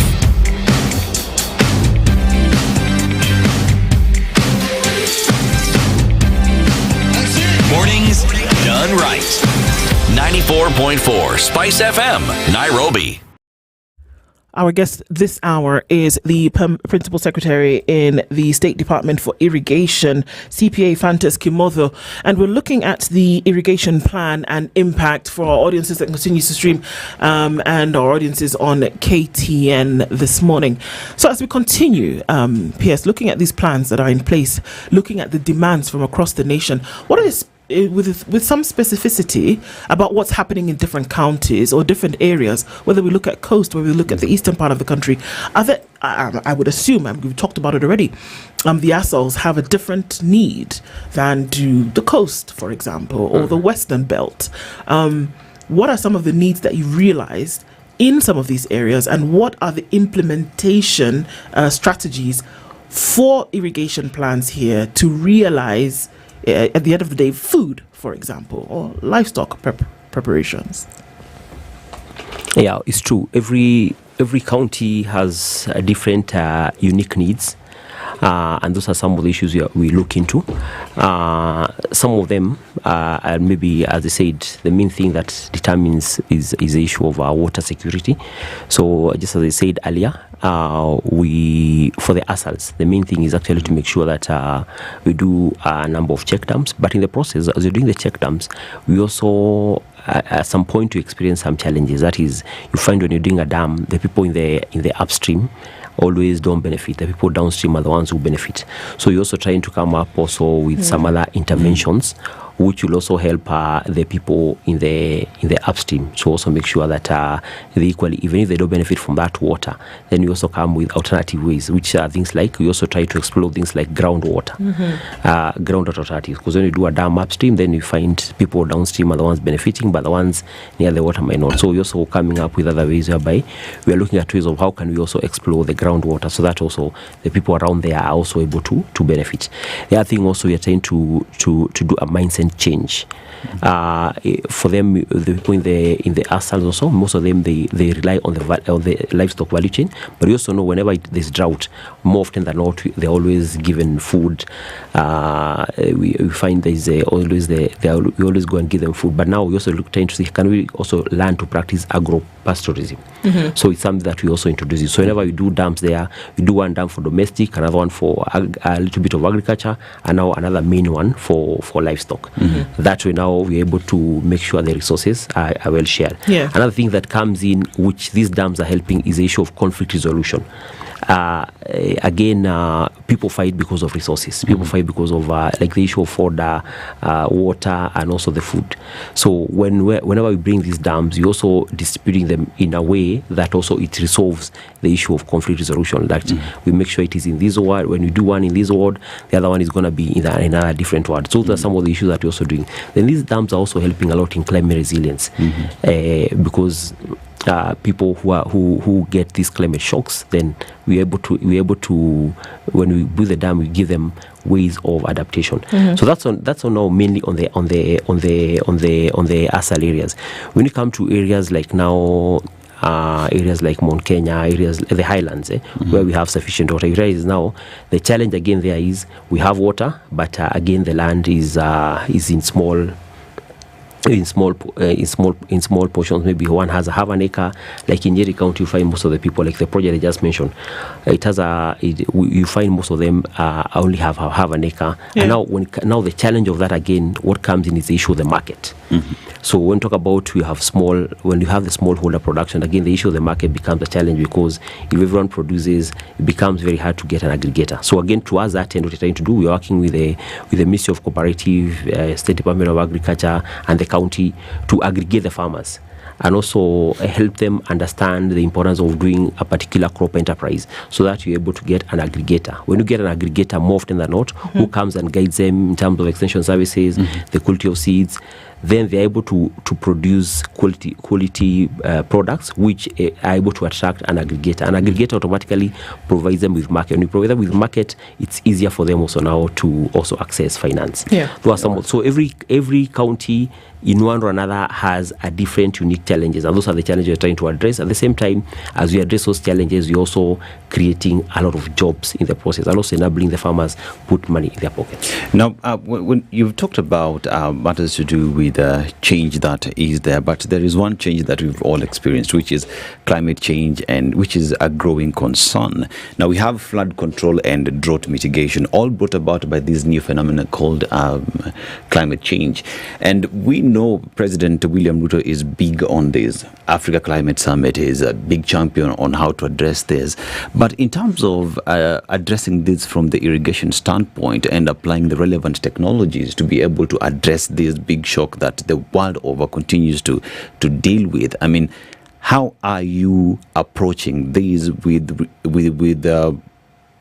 positivity and finding a lasting solution to this existing problem, because it is coming soon? How are we prepared to deal with that? Yeah, so I think first, the issue of a flood, one way to deal with flood is through flood mitigation is through building of dikes, and through one of our state agencies called National Water. We've actually been involved in building dikes. These dikes help a lot, even at some point, even protecting our crop and also our property. So that's one way. But also, the other second way is actually now harnessing that water through now dam. And the other way, which is also very important on reducing the issue of flooding, is what we call environmental flow, environmental storage. This is where we're talking about. You remember, His Excellency the President also launched the program of 15 billion trees, which mainly is in recharging our underground water. Because you realize also over time, without the trees and without that, we must have a challenge with our boreholes. So if at times we do a borehole somewhere, then there's no water. So that by itself will help control and help recharge. By planting trees, it will help control the floods to some extent and help us recharge our groundwater. So that now, eventually, the water that is now left, we are able to capture it through damming it. That's now we build now the dam. So you see now that way, and the other issues is just building the dikes. So with those three interventions, then the issue of flood control will have been controlled. Then now to deal with the issue of the drought, which you just mentioned, once now you have the water there, and you utilize the water well, because again, even after you have the dam, again, we also make sure that as we do the last mile connectivity, we are also monitoring it by making sure that we have metered the water, so that water is not misused. Right. So again, that now will help us towards addressing the issue of drought. And I said the plan is like in the ASALs. We're not doing, people are used to before to doing small water pans of 30,000, maximum 100,000 cubic. Those will only take you 2 to 3 months. But now we are doing one of 600,000 cubic. That can take you almost even 1 year. So even if the next rain season will only happen once, then you'll find it will be sustainable. Sure. So that's a strategy. How are these projects being funded? Often we hear, government doesn't have enough resources, government doesn't have money to do these things. Meanwhile, the need is great, around the country. So how are you funding them? I mean, off the top of my head, I would imagine that they're PPPs, but then maybe you can go into some of those details. Yeah, so as you remember when I came, I said we have 5 investment pathways. Those investment pathways are well guided by the tenor of the land, water security, and also the funding model. Yes. When we talk about the big commercial farms, whereby our target is to do, I said, we just mentioned Galana 200,000 acres, and Bura Irrigation Scheme also we are targeting another 100,000 acres. So on that, is purely being funded by PPP, that is private-public partnership, where the government has the land, a private party comes on board, does the dam, and at the same time invests in the production. In Ghana, we are targeting approximately 112 billion, 112.5 billion in terms of the money that will be invested there. In terms of the dam, we are targeting approximately another 35 billion in terms of the money that will be invested. So that's purely investment by a private party on the commercial large scale. And there's a business case for that. That's why he's willing to do that. When we talk about the community irrigation schemes, what I said, we are doing a blended finance whereby the government contributes 50%, then the farmers are able to contribute the other 50%. And if they don't have the money for the 50%, we have an arrangement with some of the banks, like Equity Bank is a plan we have with them, whereby they'll fund the farmer on the 50% and recover that from the produce. So that's a plan that is also working out very well. That's on the community irrigation schemes. On the ASAL, you find the government is funding partially, then part of it you're using the climate finance. To fund it. Then we have FLEED. FLEED is whereby you have the farmer-led irrigation development. That's why it's the farmers now individually, they fund, but also the government gives them support in terms of what I said earlier, like the household water pans, and at times also we are looking at the possibilities of giving them exemption towards those who are using solarized pumps. So that's the plan. So it's a whole mix of funding depending on the investment pathway. So let's look at some of these privates just again. Do they become bankable then for Kenya? Because when we think about a private investor coming in, then we think about the majority of profits going their way, and for how long? Are we looking at a situation whereby, in as much as it's a partnership, that they of course get profits as private investors, but what's the term that you'll be looking at, and then what is the benefit of this same partnership for Kenya? Okay, first, like now, taking a case in example like Ghana, we are doing a dam which is 35 billion. For that dam to attract, those are independent private party, and this aside, we're also doing production. We said the private party is going to invest 112 billion. For us to get the person doing the dam agreeing to do the dam, he needs an offtake guarantee of his water. So you find the government may not have the capacity of actually giving that offtake guarantee, because offtake guarantee is just like a payment. But when you have another private party on this side saying, I'm willing to buy that water, like I said, why that dam will be giving us around 350 million cubic. But because of, but in a whole year, we expect around a billion. We expect around a billion. That is what we'll be able to irrigate the 200,000 acres. So you find out of that 1 billion, there's someone willing probably to pay something like 5 shillings for every cubic liter of water. So because of that, you find who is now the other private party. Because of that, you find out the dam will be built. But this dam, after that years, will be left to us. So you see, to me, I see that as a very big advantage, that someone has done a dam, recovered his money, and left the dam to you. So then on this other side, the private party who is coming to invest, first he's bringing foreign direct investment, which is also key to us as a country. In the process, like in particular, in that dam, he's also helping us create jobs, because though he's doing mechanization, of mechanized agriculture. At the same time, you realize that at least for every 10 acres, there's one job created. So if you're talking about 200,000 acres, we're talking about creating 20,000 jobs. So at the same time, there's a whole value chain. You can imagine irrigating 200,000 acres in terms of the input value chain. People who are bringing seeds, people who are bringing fertilizers, then also the output value chain and the agro-processing that will support. So if you look at the benefits that will accrue from that, it's a whole economic. Like, for example, by the time you're done with the 200,000 acres, it will be Ghana will be a city. It will be an agri-city. So the impact, even if the private party will make some profit, the profit that as Kenyans will have made will be much, much more. Okay. Now, we talk about the plan and how to address pretty much deal with food security in the country. But the biggest contributor or the biggest stakeholder in this would be that farmer, would be the locals at the grassroots level. And with this information that is domiciled under the plan, there is the fear that it has not gotten yet to the people down there. So in terms of investing energies and making sure that Kenyans understand this plan so that they collaborate with you in order to achieve this plan, how are we getting this message to Kenyans? How are you intending to achieve this if it is not getting to them in a way that they understand? what you're doing, working closely with the county government. You realize that I think our state department has interacted with over 30 county governments. We're working with closely with the county governments, because the county government realize they're the ones who have the mandate of extension services. So even identification of some of these programs, we work closely with them, even in identifying. And again, I said our irrigation projects more than they're driven by the water security part. So once we identify an area that has water, we map the area, and some of this land also, some of them is community land, which is actually under the mandate of the county, or maybe the county is holding in trust. So we work closely with the county to identify. Then after that, now at that local level is where we start engaging the farmers and changing their mindset, and also showing them the benefit of water. Some of them probably have not gotten to know that benefit. Like the other day, were with a farmer who is one of the farmer in Lower Sabo.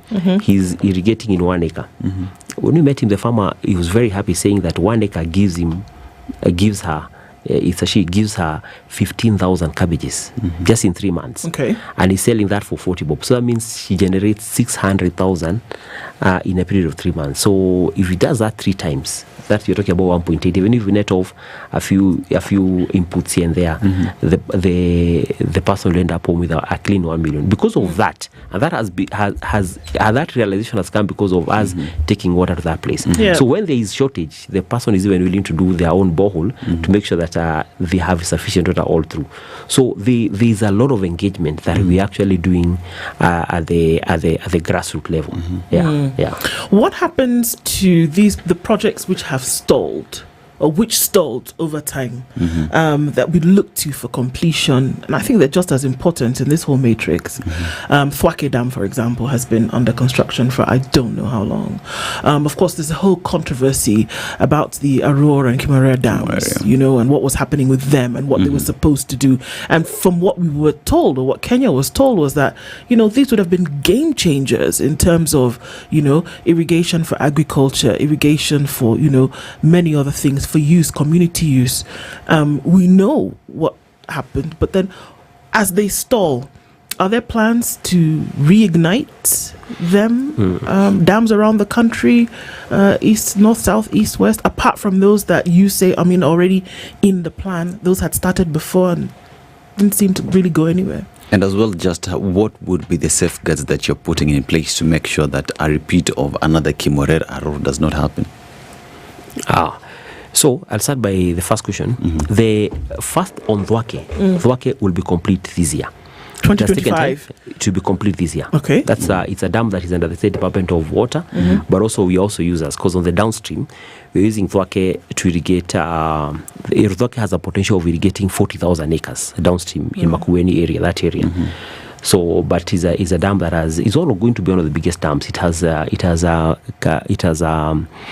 capacity of 600 million cubic. So that is going to be complete this year. That with certainty is actually going to be complete this year. There was a small financing need, but now that has been sorted.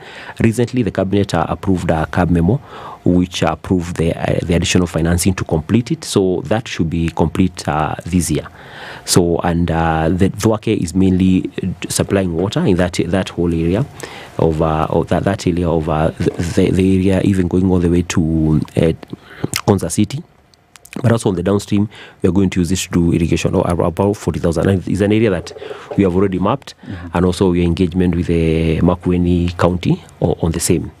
So that's one. So you also talked about Kimorel Dam. Yes. So there's a conversation ongoing about that particular dam. So again, we expect something to happen in the probably before the end of this close of this particular financial year. But again, another dam that has been ongoing for a while is called Soimorunyi in West Pokot. Again, that dam will be complete by June. His Excellency the President has actually put a lot of effort towards enabling some of those dams which are ought to have been sold, to making sure that they are now on course for people to actually unlock the benefits. As you said, it's true the benefits of those dams were populated to be such huge benefits. So now we're going to start benefiting from that. So Murunyi has a capacity of around 8.9 billion cubic. It's going to help people over Trans Nzoia, West Pokot, Trans Nzoia. So it's going to be a very, very useful dam. Again, also on the downstream, we also going to irrigate 3,500 acres. Then we have the Mwache Dam, which was recently, His Excellency the President broke ground sometimes in April 2023. It's also moving on very well. I think when I joined the State Department, it was at 4%. Right now, as we talk overall, it's at 20%. It's expected to be complete by Feb 2027. But the lower check dam, because it has like 3 dams just to control silt. We have the upper check dam with around 600,000 cubic liters. Then you have the lower check dam, which has around 8 million cubic liters. Then now the main dam, which is 136 million cubic, which is actually be helping a lot towards providing water in the coastal region. Coastal region has a big challenge of water. They're only able to have sufficiency water of 25%, so it will come and cover the gap of the 75%. But the lower check dam will be complete by June this year. And the lower check dam, once it's complete, it is going to help us do irrigation of around 1,000 acres. So you can say with certainty this year we'll have Thwake Dam complete. We'll have Murunyi Dam complete. And also we'll have the lower check dam of part of Mwache complete this year. And also this year also we're expecting to break ground on Galana Dam, which I've mentioned, which has around 350 million cubic. And also there's Bosto Dam in Bomet, which again has approximately, will help us provide water in that whole of Kericho and Bomet County, and at the same time it will help us irrigate 14,000 acres.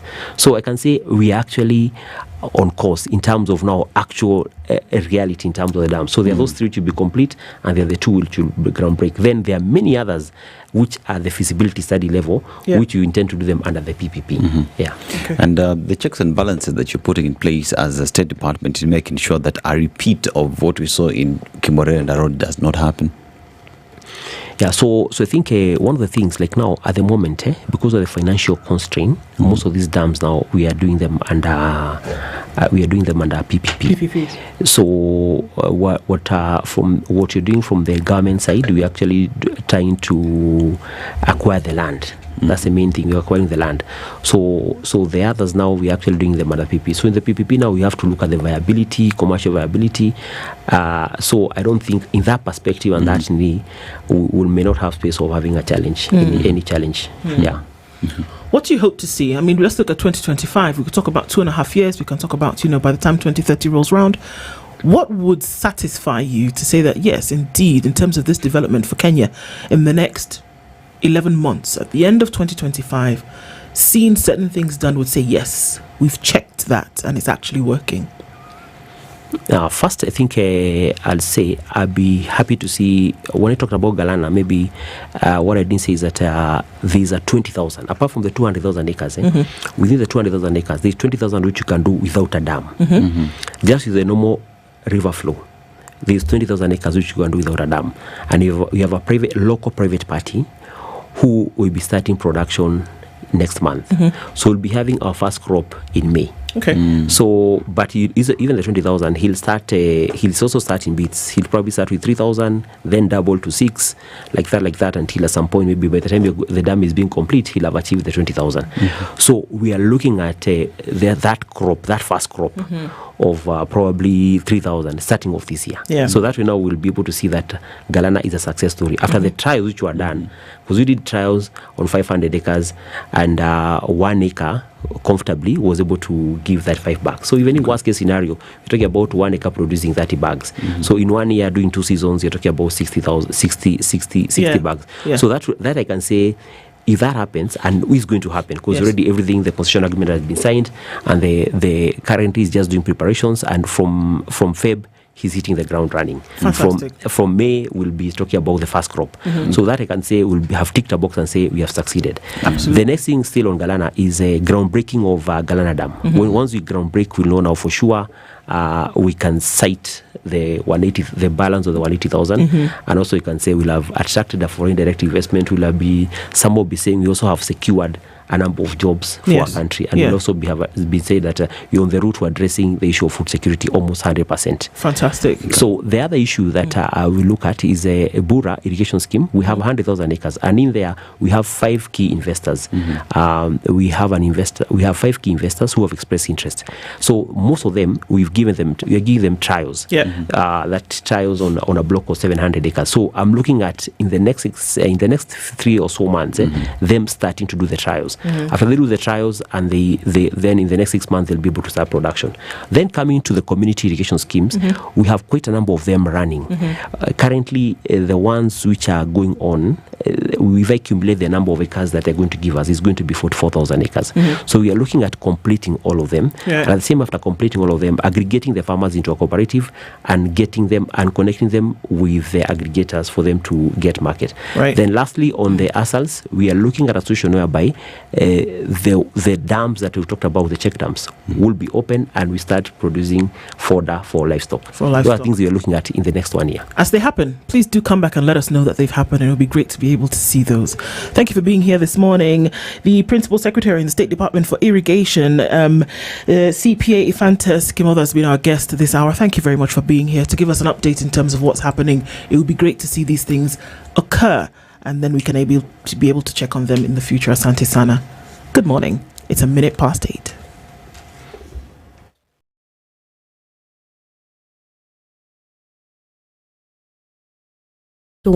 I'm Leah.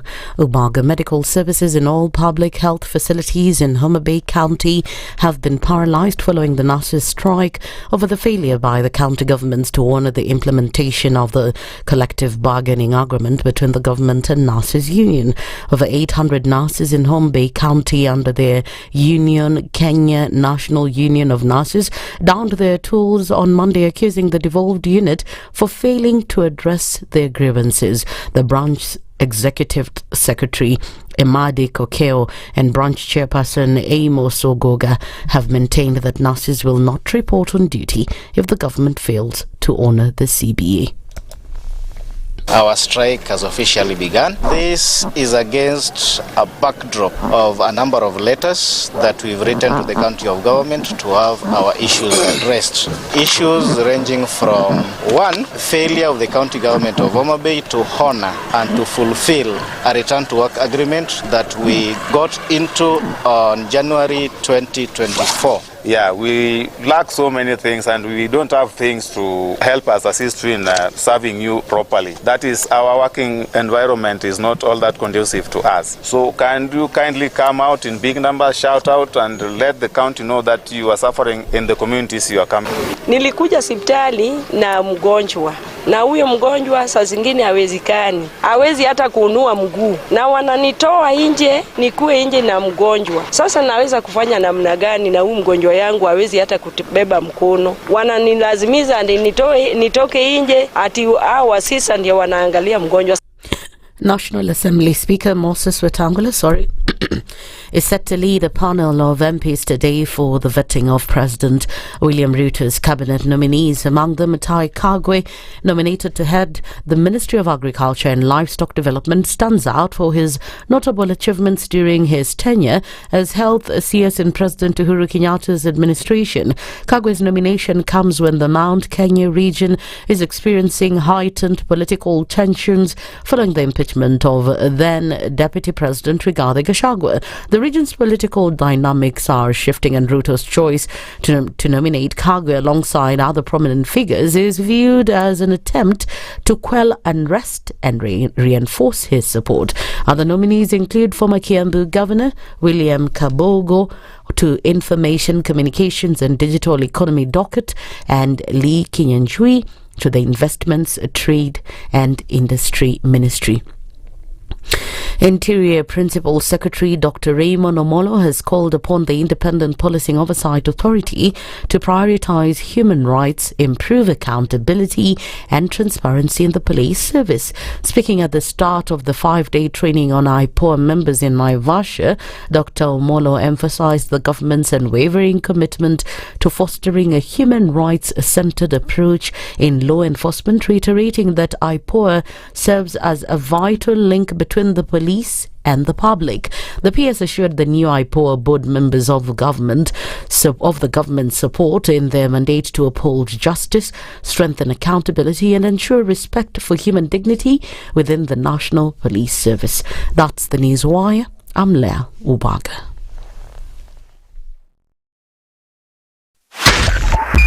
.5 Spice FM, Kisumu.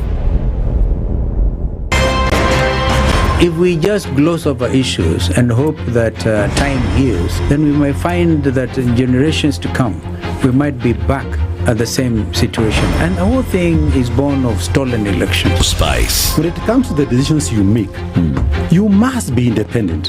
There's no way you can allow one institution to dictate to you how you're going to conduct your operations, how you're going to decide cases. It's a no. When you weaken the institution to the point where they cannot take action, then you realize that politicians have to come up and now start dealing with the issues. That conversation has to die. Our politicians do not like the hard stuff. We must insist on the path of doing things right, whether popular or unpopular. Money changes hands. That is a fact. If you have political goodwill at the highest top, like in Rwanda, then corruption will be an issue of the past. If you don't have political goodwill at the top, we will pass laws, we will amend laws, we will continue passing laws and re-amending laws, and nothing will happen. This is the Situation Room, the only way to start your day.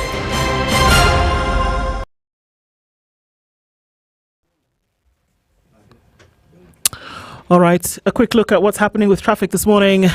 Still moving on Jago Road, heading towards Landis and then out towards Kamkunji at the roundabout.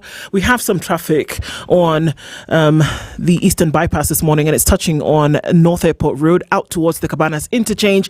That continues. Also, Mombasa Road, just a little bit of traffic as you approach Cabanas as well, but I think we're doing all right. There was traffic on Langata Road today, and we're still seeing some of that right about now. And there's also traffic then coming in from the Thika Superhighway all the way through past Survey. It's flowing, and then you're going to get to the Pangani underpass and it's going to slow down just a little bit. Limuru Road has some traffic, as does Lower Kabete going towards Spring Valley. And we're also looking at quite the hold-up in some parts of Waiakiwe. James Gishuru will be fine for you crossing over towards the Red Hill Link Road and then out towards Limuru Road on the other side. So we are in traffic hour. Let's see what happens as we traverse Tuesday. Let's talk on Spice FM, KE on X, hashtag The Situation Room. Mature, intelligent talk every morning. Spice up yourself.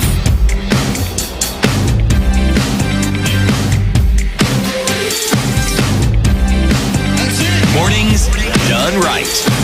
94.4 Spice FM, Nairobi. It continues this morning at 7 minutes after 8 o'clock. Good morning into the third hour of Kenya's biggest conversation today.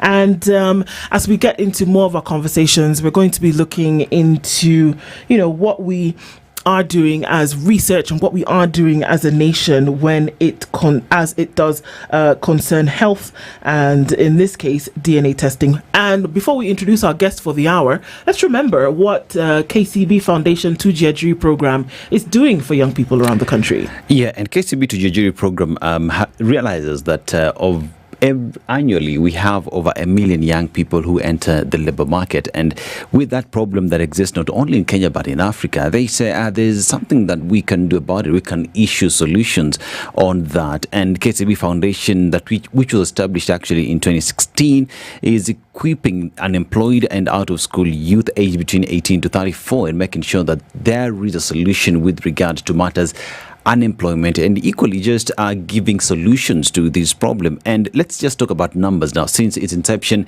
KCB has actually created 150,555 jobs, trained 35,195 youth, as well incubated 10,954 youth, disbursed 267 million shillings to support the enterprise, and has issued 2,225 startups with toolkits. And when we talk about toolkits, it's about, I realize, Ndo, that you love matters to do with beauty and whatnot. Why are you assuming?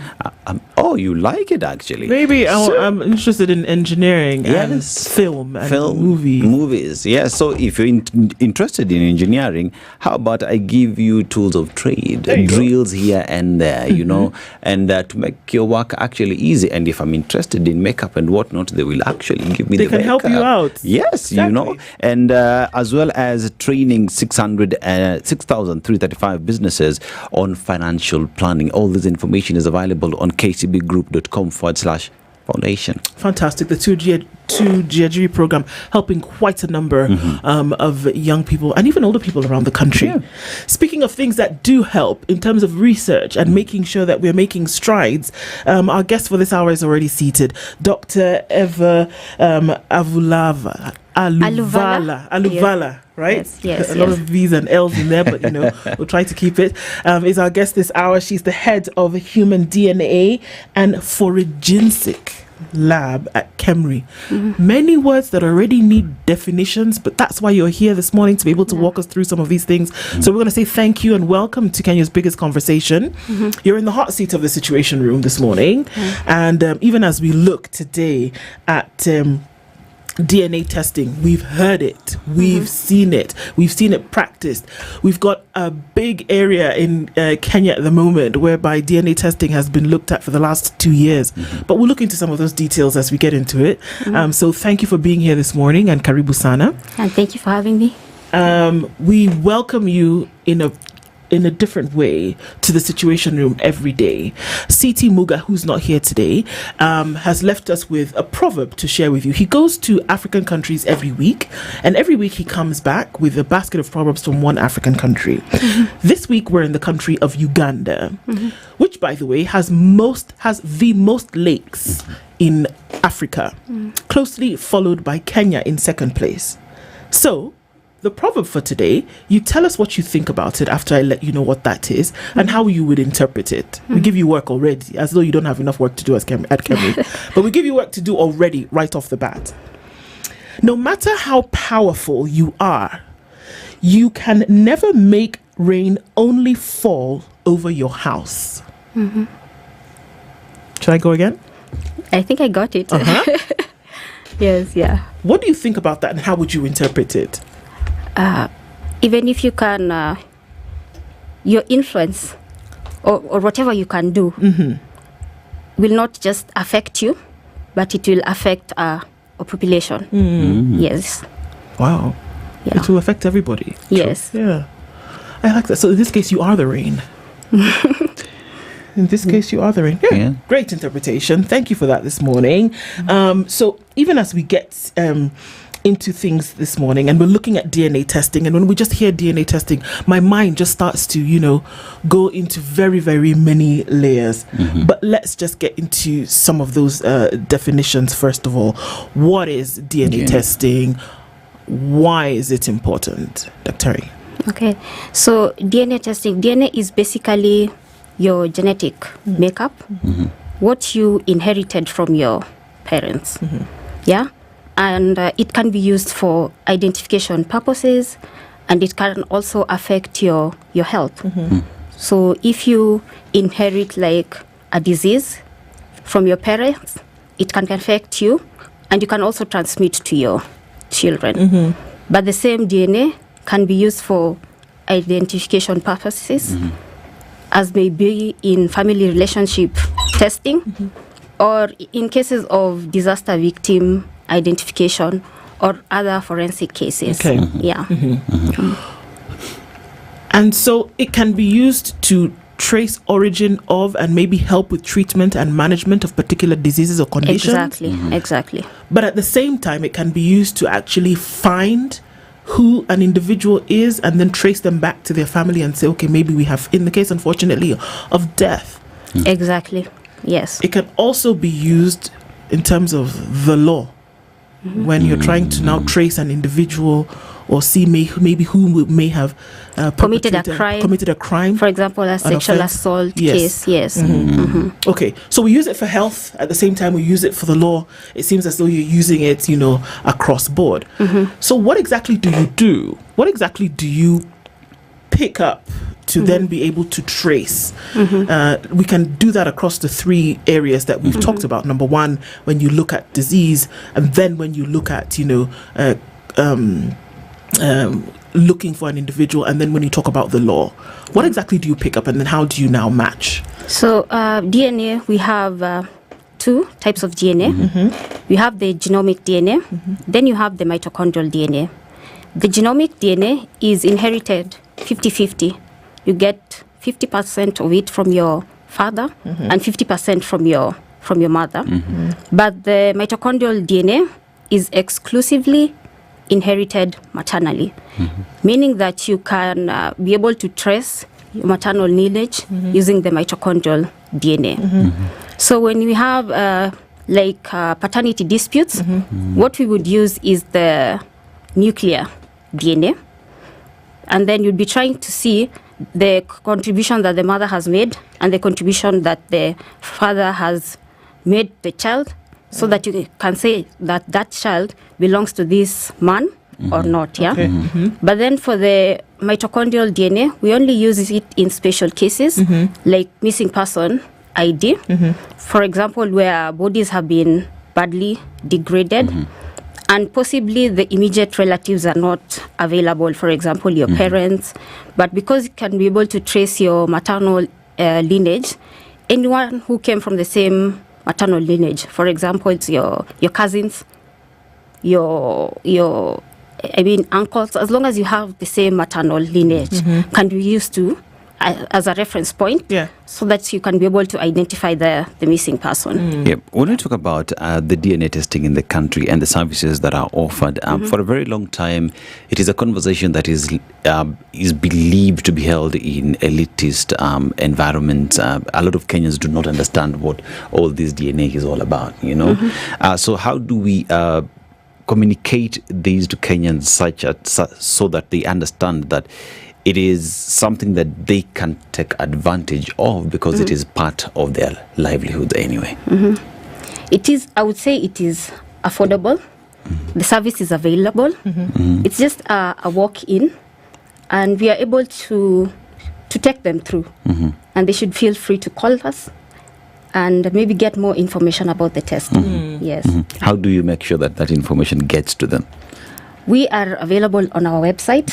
You can even chat with us on WhatsApp and even call us. Yes, or just walk in. We have someone who can take you through what is required and everything, any questions that you would want to ask about DNA testing. Okay, so when you do go into DNA testing, what are some of the risks that are involved in terms of making sure that you find what you're looking for? Is there any kind of risk that is posed to the individuals that you may be lifting DNA samples from? And what kind of samples are we talking about? Saliva, blood samples, what? Okay, we can handle a whole scope of samples, from a saliva sample, a blood sample, any tissue in the body, including bones, nails, hair. It just depends on the situation. For example, if someone comes in for a paternity test, then we'd go for the easiest sample, which would be the saliva sample or a blood sample. But if it's a missing person ID, maybe a body in the morgue, we might not have the option of collecting a saliva sample or blood sample, so we might go for the harder tissues, the nails, the bones, depending on the state of the body. Okay. Yes. I'm going to go to an issue, and I think going to a current issue in the country would now maybe give us a better understanding of a lot of the important work, for example, that KEMRI does when it comes to DNA testing. So 2 years ago now, we then were, invited into this craziness that happened in Shakahola. And bodies were found in the ground. They started to exhume them, the exhumation process. I believe we're in exhumation round 6 now. We've not heard a lot about that, but we can get controversial, but we won't. We're just now focusing on the DNA part. There have been body remains that have been kept in a certain place for lack of identification. That process or progress has not been made known to would-be families. It seems to be taking some time to be able to identify. Very few out of the hundreds have been identified. Why would it, in what circumstances would it take so long if you have a sample from remains? Because you've just told us you can do bone, you can do tissue, you can do blood, saliva. Why would it take so long to then be able to identify who these people were and match them to their probably waiting families? I would say the issue is I could be able to generate the DNA profile from the victims, but are the references or the relative samples available? Because you can only identify if you're able to match. Yes. So that might be one of the challenges. So if I say that we're doing DNA testing, wouldn't that be one of the things that I would do if I have family members who have come and said, I'm looking for my person, and that we're going to employ DNA testing? Wouldn't that be the first thing that you would do? Take samples from these families and have them on hold, and then if you get samples from the remains, you would then begin the process of matching. I mean, I'm saying it so simply, but I don't know that it's that simple. Exactly, but you are assuming that the relatives who have come, their relatives are the deceased ones. It's an assumption. They're looking for their missing person, but they might not have necessarily been the Shakahola victims. So you could have done the profiles for the relatives. You try matching with the Shakahola victims' profiles, but they're not matching because those are not the right relatives. So even if you have a sample on hold, so you still need to get more and more references. Yes. And then another challenge might be the method that you're using for identification. For example, the Shakahola samples, you might need to employ methods like the mitochondrial DNA analysis. What does that mean? Now, maybe not all the deceased, the victims, have their immediate relatives available. So if you're using the nuclear DNA, which I told you is 50% from the father, 50% from the mother, if parents are not available, you're not going to get a match in terms of a paternity or a maternity test. So such victims, you might need to go and source for other relatives who are probably maternally related to the victim. So have they come forward or not? Do you have those relatives or not? Yes.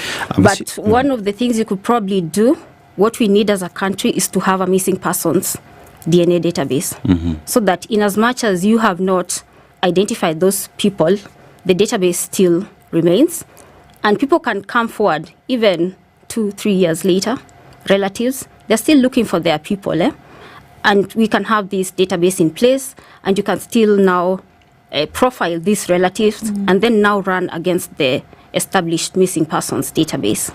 You bring up the subject of a database and the need to have it. Does it mean that at the moment we don't have a database, or is it a question of policy or legal framework? Yes, we do not have a database, including a criminal database. We do not have. So that means with all the information that you have, it's something that you hold on to for a specific period of time? Yes. And you discard it? Yes, and you cannot. And personally, in Kenya, we cannot even use it because there's only legislation for dangerous crimes. Yes, for there to be a database. And the custodian is the DCI. Okay. So right now we're saying that if I were to go in, for example, because there's no legislation at the moment, if I go in and my samples are taken, you cannot store them for future reference for something else. You cannot use it as to generate like an offender database or a criminal database because there's no legislation per se, apart from specific crime, which have been classified as dangerous offender. Okay. Yes. In what circumstances can you keep samples? I'm looking at something like, for example, maybe if the case has not been, it's still in court. Yes. But just now in this, clearly it's just legal that we're talking about. So if we're talking about other like medical, you cannot keep such samples for further reference. Those ones if you we're looking can at do. the science of it. Like if you come to Cambry, we have like our IRB, Institutional Review Board. So they can give you authorization to use those samples for research for a certain period of time. You can even get like broad consent from the participants for you to use their samples for other studies, genetic studies, yes, but not for investigative purposes. Yes. So there is the subject of when you talk about the information that you have and the data that you also have, there is the subject of confidentiality of this information such that you cannot share it with authorities or anyone cannot just walk in and demand to have all this information. So assuming Aseto, I have walked into Cambry, I want I want to find out, say, paternity, maternity matters, DNA sampling and all that. How sure am I that my information is safe and secure with you and that DCI or police will not walk in and demand that from you? First, we sign a consent form and there's a place for confidentiality. We assure you that we are not going to share that information with any other third party. And then apart from that, we don't deal with names when we're running the samples. We have like a lab case number and it's delinked from the consent form. So when the sample is being analyzed or run in the lab, the only thing that is visible in the machine is just your lab case number. And the only way you'll be able to tell the source of that DNA profile or the name of the person is if you can go back to that consent form, which is not available. Yes. Let's look at ethics. I think of movies that we've watched, for example, and some just like along the lines of what Dennis is asking, and then somehow your information gets leaked, or somebody intentionally, deliberately uses that information to be able to use that information against you for whatever reason. So this all then troddles into the area of dealing with ethics, medical ethics, research ethics. So to what ethics are research organizations bound by when it comes to the use of DNA of the samples? Because essentially, like you said, it's the makeup of who you are. It can be used in any way whatsoever. So how sure or guaranteed is anybody that the ethics that we hope one is bound by are carried throughout the process? I would say it's more of professionalism and then the respect of the privacy of the research participant. Okay, so we sit on this side of the pond, but it's clear that the technology that is used here in Kenya is more or less the same technology that is used around the world.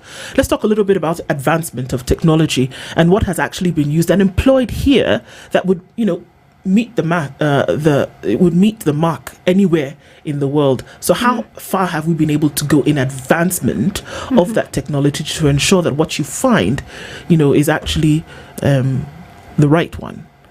I would say in terms of DNA testing, now we have moved from Sanger sequencing to next generation sequencing. What was the first one? Sanger sequencing. Yeah. Okay. So with Sanger sequencing, you would not be able to sequence the entire genome. Yeah.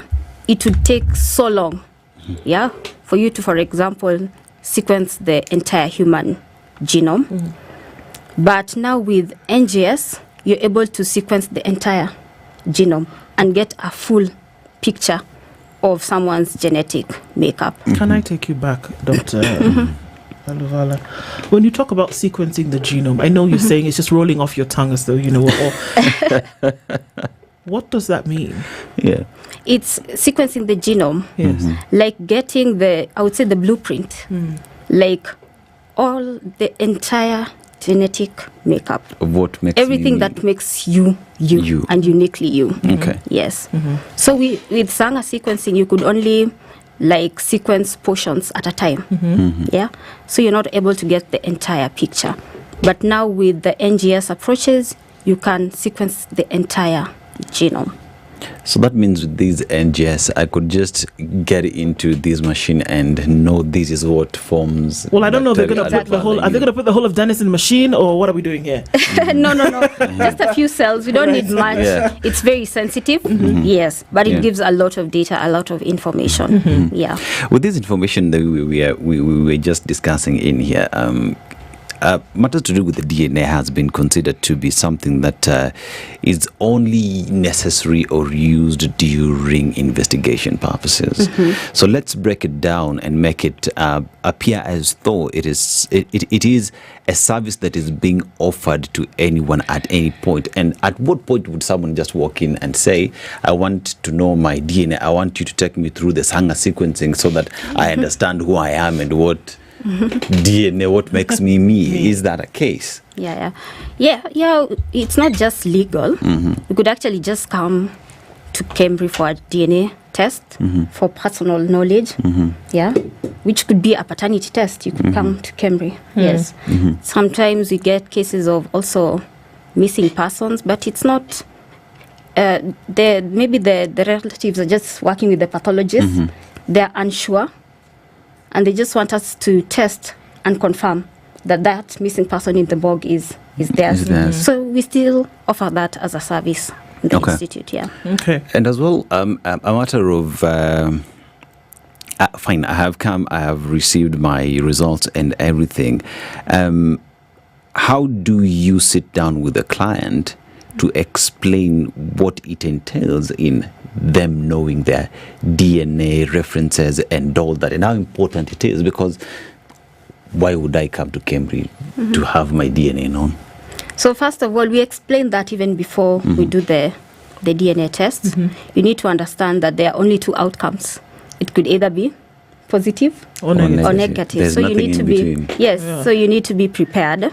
Yes, so we explain the entire process, and that is part of the consenting process for the clients. Yeah. Okay. Let's take a break on that point. We are talking with Dr.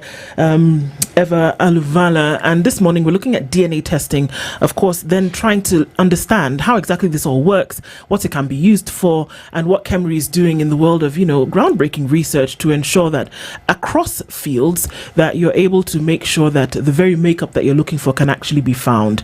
We continue with that conversation when we come back shortly after this break. You know who Cradle is. Let's remind you who they are and what they're doing over the next couple of weeks. Cradle is Africa's largest study abroad platform that uses cutting-edge technology and its expert student counselors to help students search, match and apply to over 600 universities in 45 different study destinations. On the 18th of January, there will be the first of its kind annual study abroad conference held at the Gallant Mall in Parklands, and on the 27th of January at the Okoh Hotel in Eldoret. It's the first of its kind ever organized in Kenya, and you have an opportunity to meet with some of these experts. You have an opportunity to hear from the best of these destinations, and you have an opportunity to learn how to secure your student visa.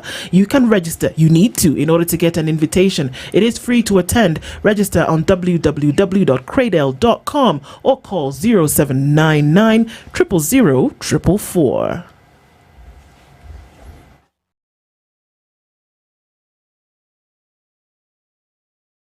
This is the Situation Room, the only way to start your day. The weather with Spice FM.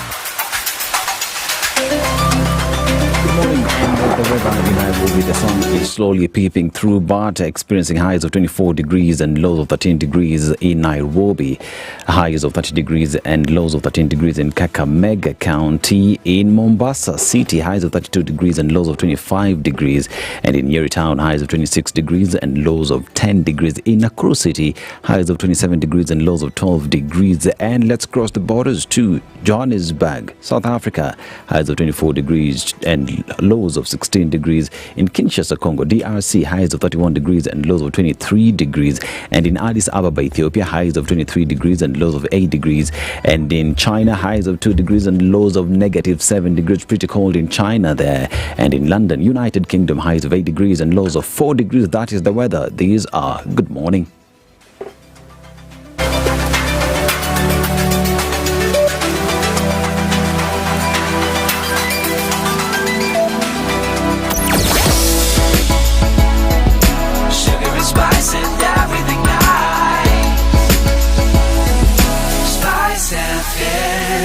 Spice up your life. All right, let's take a look at where we are now with traffic. And we're still in traffic hour, and it's still pretty busy coming off of the Eastern Bypass this morning. We'll see some of that also touching on traffic that's coming from Outer Ring. Round North Airport Road, you get towards the Cabanas interchange, it's going to slow down just a tad, and I think you'll be fine getting onto Mombasa Road. Langata Road was busy. I think we're looking at traffic coming in all the way from Galleria, inching its way slowly, trying to find its way to the city. Aerodrome Road will take some of that, and then it gets heavy as you're trying to get onto Huru Highway. Some of that traffic is going to go then through towards Raila Odinga Way. It's going to join then with traffic on Gong Road. So that's all busy getting into the CBD. Uhuru Highway then is taking all that drama heading out into the CBD, and it is busy coming off a thicker superhighway as well, right around Survey. It's going to slow down as you get towards the Pangani Underpass. So we are still in traffic hour. Limuru Road, crazy. All the way from the Red Hill Link Road coming around the other side. Traffic, you thought you were going to run away from that, sorry. Joining traffic on Limuru Road now, unfortunately getting into the city. Lower Kabete, Spring Valley joining the party this morning, and it's not that fun, but hey, you'll get through it in no time. Let's talk and keep things moving this morning. SpiceFM KE on X, hashtag The Situation Room. Mature, intelligent talk every morning. Spice up yourself.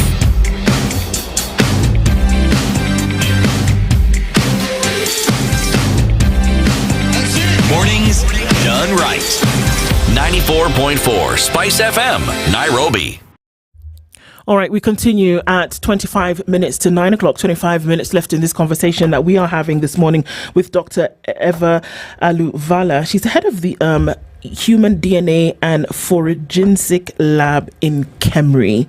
And we've been talking about DNA testing this morning, really trying to wrap our heads around, what happens with this in this field in which we are in. Now trying to understand what ways in which it can be used and how it can actually help with research. So do tell us about the work that Kemri has been involved in as concerns DNA testing for Kenya. Mm-hmm. I mean, we know that people can walk in and get a paternity test, right? Mm-hmm. We know that maybe if, a crime lab wants to find out something, but what work has it specifically been involved in when it comes to Kenya and as Kemri with DNA testing? Okay, so I would say that would be research. Mm-hmm. So currently we are working on a genome resource for our population. And we've been able to get DNA samples that are representative of our ethnic diversity in Kenya. So African populations remain really understudied. Mm-hmm. The genomes of African populations have not been adequately studied. So this has brought in inequities in health, access to medications and treatments that are personalized. So we need to study our populations because it's the European populations that have really been studied. Right. So the medications that have been developed are better suited for those populations. So we need to look at our genetic diversity and really get what is appropriate for our populations. So as a start in Kenya, we have started doing that. Mm-hmm. We have a pilot project right now in Kemri that has about 1,000 samples that are representative of our population. And so far, we've been able to work on the mitochondrial genome that cuts across in terms of forensics as well as in health applications. That's very interesting, especially when you talk about the fact that, our African makeup, whether we're looking at the Negroid makeup, whether we're looking at, across whatever board, has not been studied. So by virtue of that non-study, then we're not able to make further scientific realizations about what you can do for treatment, about what you can do for even realizing what diseases affect us, what conditions affect us. Yes. So that then weighs heavily on the need for investment in research. Exactly. Doesn't it? Yes. Because otherwise we'll be reliant on data that has been generated in a population that is not African or Kenyan. And it's not really applicable to us. Yes. So does that mean that in the recent past, that's exactly what we've been doing to our detriment? That Yes, we've been relying on medication, for example. We've been relying on certain kinds of testing.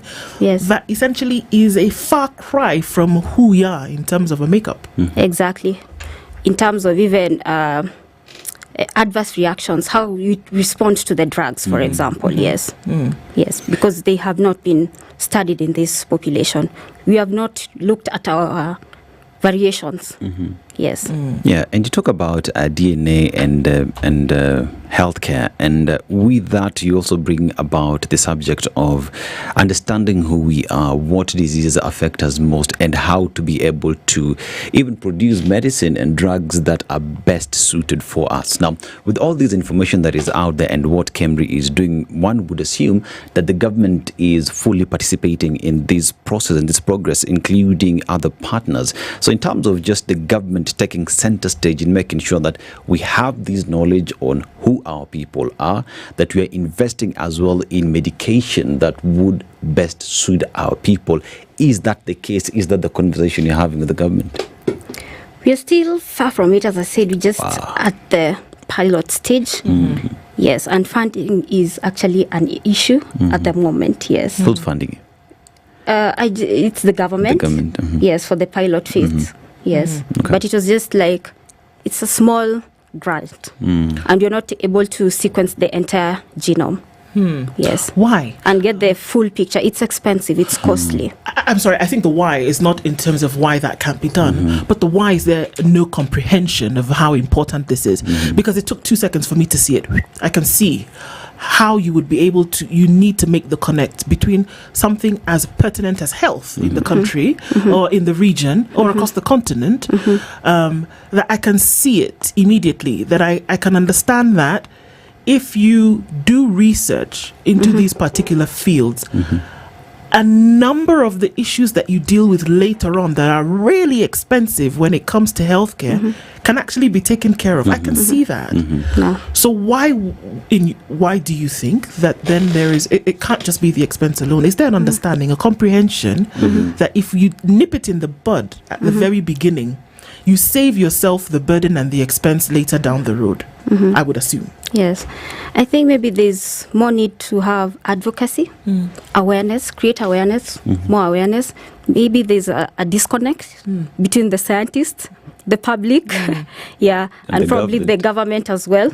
Maybe we need that more advocacy. Talk about genetic testing and how important it would be. Yes. I think my next question would be just follow up on what Ndu asked. Now, here's a question where us as a people, we do not have our information that would go into further research into the medicine and drugs that we consume, which then brings me to the fact that that means that all through the medication that we've been using is meant for other people. So in terms of, I mean, I'm sorry. Not really. But if you study your population, it will become more precise. Much better. The treatment outcomes would be much better. Yes, especially if there's a genetic aspect to it. Yes. Not all treatments have a genetic aspect to it, but those that have, then you need to study your own genetic variations so that the treatment can be personalized or individualized. Right. Yes, and this is particularly more important in non-communicable diseases like cancers and all. Yes, but not a common flu, perhaps, for example. Yeah. So understanding the financial restraints, for sure, what strides have been made? How far have you actually gone? I would assume that right now KEMRI is the research organization in Kenya that's dealing with this genome testing. Genome testing specifically, for the diseases and all, the makeup, essentially. How far have you gone? And where are we right now to say that, okay, at least we know 1, 2, 3? How far has that gone? So apart from having this pilot genome resource, we have also started a society, the Human Genetics and Genomic Society of Kenya, that seeks to bring together all health professionals who are interested in human genetics research, such that it's not just the researchers in KEMRI who are involved, but we want to bring in medics, who actually deal with the patients. Because what we have right now is just data from the general population. We do not have samples from, for example, disease cohorts, like maybe cancer patients. We just have samples that we collected from consenting participants from the general population. Okay. For this resource to be useful, you need to also incorporate disease cohorts. So we want to bring in as well genetic counselors, because it's really important. You can imagine if you have a disease or a mutation that runs in your family, you need to know, for example, sickle cell. Yeah.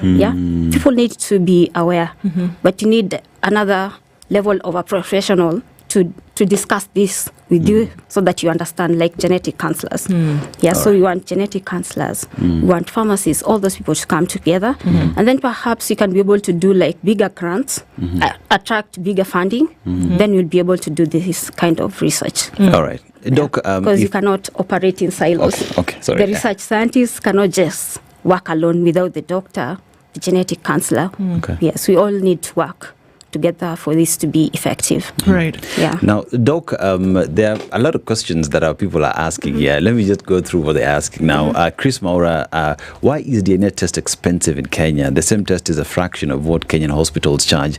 It is the same question that is being asked by Samuel and all that. I mean, there is a feeling that access to DNA information and testing is expensive. So let me just ask, how much is it if I would walk into an institution and I want these done? How much is it? We've been charging 20,000 for the last 10 years. We've just recently adjusted it to 27,000 Kenya shillings. And this is not a test for just one person, it's 3 individuals. Okay. So I would say it is pretty affordable. Yes. Affordability It is on that. affordable. It is. Okay. Yes. Yeah. I imagine that this kind of genome testing, the DNA testing that we're talking about, that on that side, but I would imagine that genome testing would be a game changer, especially for African countries. And I'm going to say that African countries who, let's look at COVID, for example. When COVID came about, the social part of that whole disease and argument was that African countries or populations are going to be wiped out by COVID. And then everybody started doing what the West said to do, because that was true. Wash your hands as though we never washed our hands before. Don't talk to each other and wear masks as though you don't live in communities, and gather herd immunity, etc., etc. But I would imagine that if already you had a blueprint of what your genomes look like, even if you were able to extrapolate that to communities by virtue of doing some testing on certain subjects, that from the get-go you would have been able to know, actually, you know what? Here's the makeup of the disease as COVID. Here is the sequencing of, the majority of African populations. And we will then be able to see that, first of all, no, it's not going to wipe out African populations. Number 2, our makeup would then not allow this disease to wipe us out, because for golly's sake, we're dealing with things like malaria that's not wiped us out yet. We're dealing with other things that may have wiped us out, but it didn't. So it would have helped us in certain things. And so we bring in the arguments of, then maybe people didn't need to go about taking these vaccines all over the place and running about and then getting all these, because those are, is there a myth in all of that? Or would we then be able to know from the get-go because of this kind of research, and you bank that information and so that when something comes in the future, you actually be able to say, hang on, Big Pharma, we don't need this vaccine because we know that we have this, and the research has already been done by folks like Kemri, and we know that actually this kind of disease, with our makeup and the sequencing that we've been able to do, we know that this will not affect us. Carry on, Big Pharma, in this part of the world. We're dealing with these other things that we have to deal with. It sounds like a very simplistic argument, but does it make sense? Yes, it does, but you need the resources. So yes, we need the money, this the is what I'm saying. the funding, an argument to can be be able made to for it. An argument can be made for it, Yes. Because in the event that world things like COVID happened, where we look and we say, okay, wait a minute, over the last 3 years, what just happened? They shut down the world. Maybe we didn't need to shut down Africa, for example. True. Is that not where something like that would then be able to help? Exactly, it would help in that aspect, yes. And as well as just the fact that in the African population, let me take Kenya for example, the fact that once a child is born, there are these vaccines that are actually issued, BCG and all that. And having a blueprint with all these other vaccines that we already have, would that then go into also just creating a case on things like, say, the vaccine that we have, BCG, would have effect to COVID in such a way or the other? But the fact that I'm just assuming. I'm not a doctor, I'm just assuming. I'm trying to plead the case. And the fact that we don't have that information, it is therefore denying us an opportunity to see what to avoid and what to take. Yeah, I would say before we uptake anything in terms of diagnostics, vaccines, and treatments, it's important for them to be tested in our populations first, irrespective. COVID vaccine, was it tested? Did you take that test for COVID before it was actually administered to Kenyans? I'm not sure how the extent to which it was tested in our populations, But before it is mass administered, it's important that clinical trials are done in the population. Yes, Okay.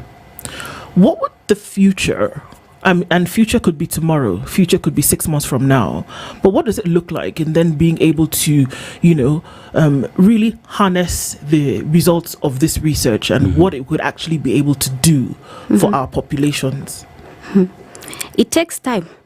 I would say such a project, a genome project, cannot take less than 5 to 10 years. Yes, so we need to start immediately, as soon as possible. And what are the dangers of not? Oftentimes we look and we say, okay, this would be great if we can do this. We can. What are the dangers of not?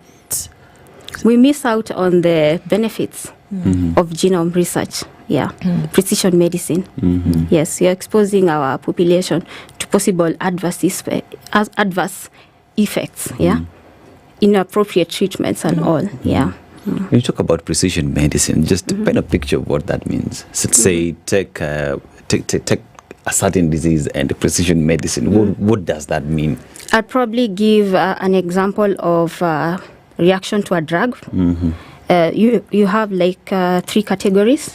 Like there are people who are quick metabolizers, intermediate, and now the ones who are really optimum.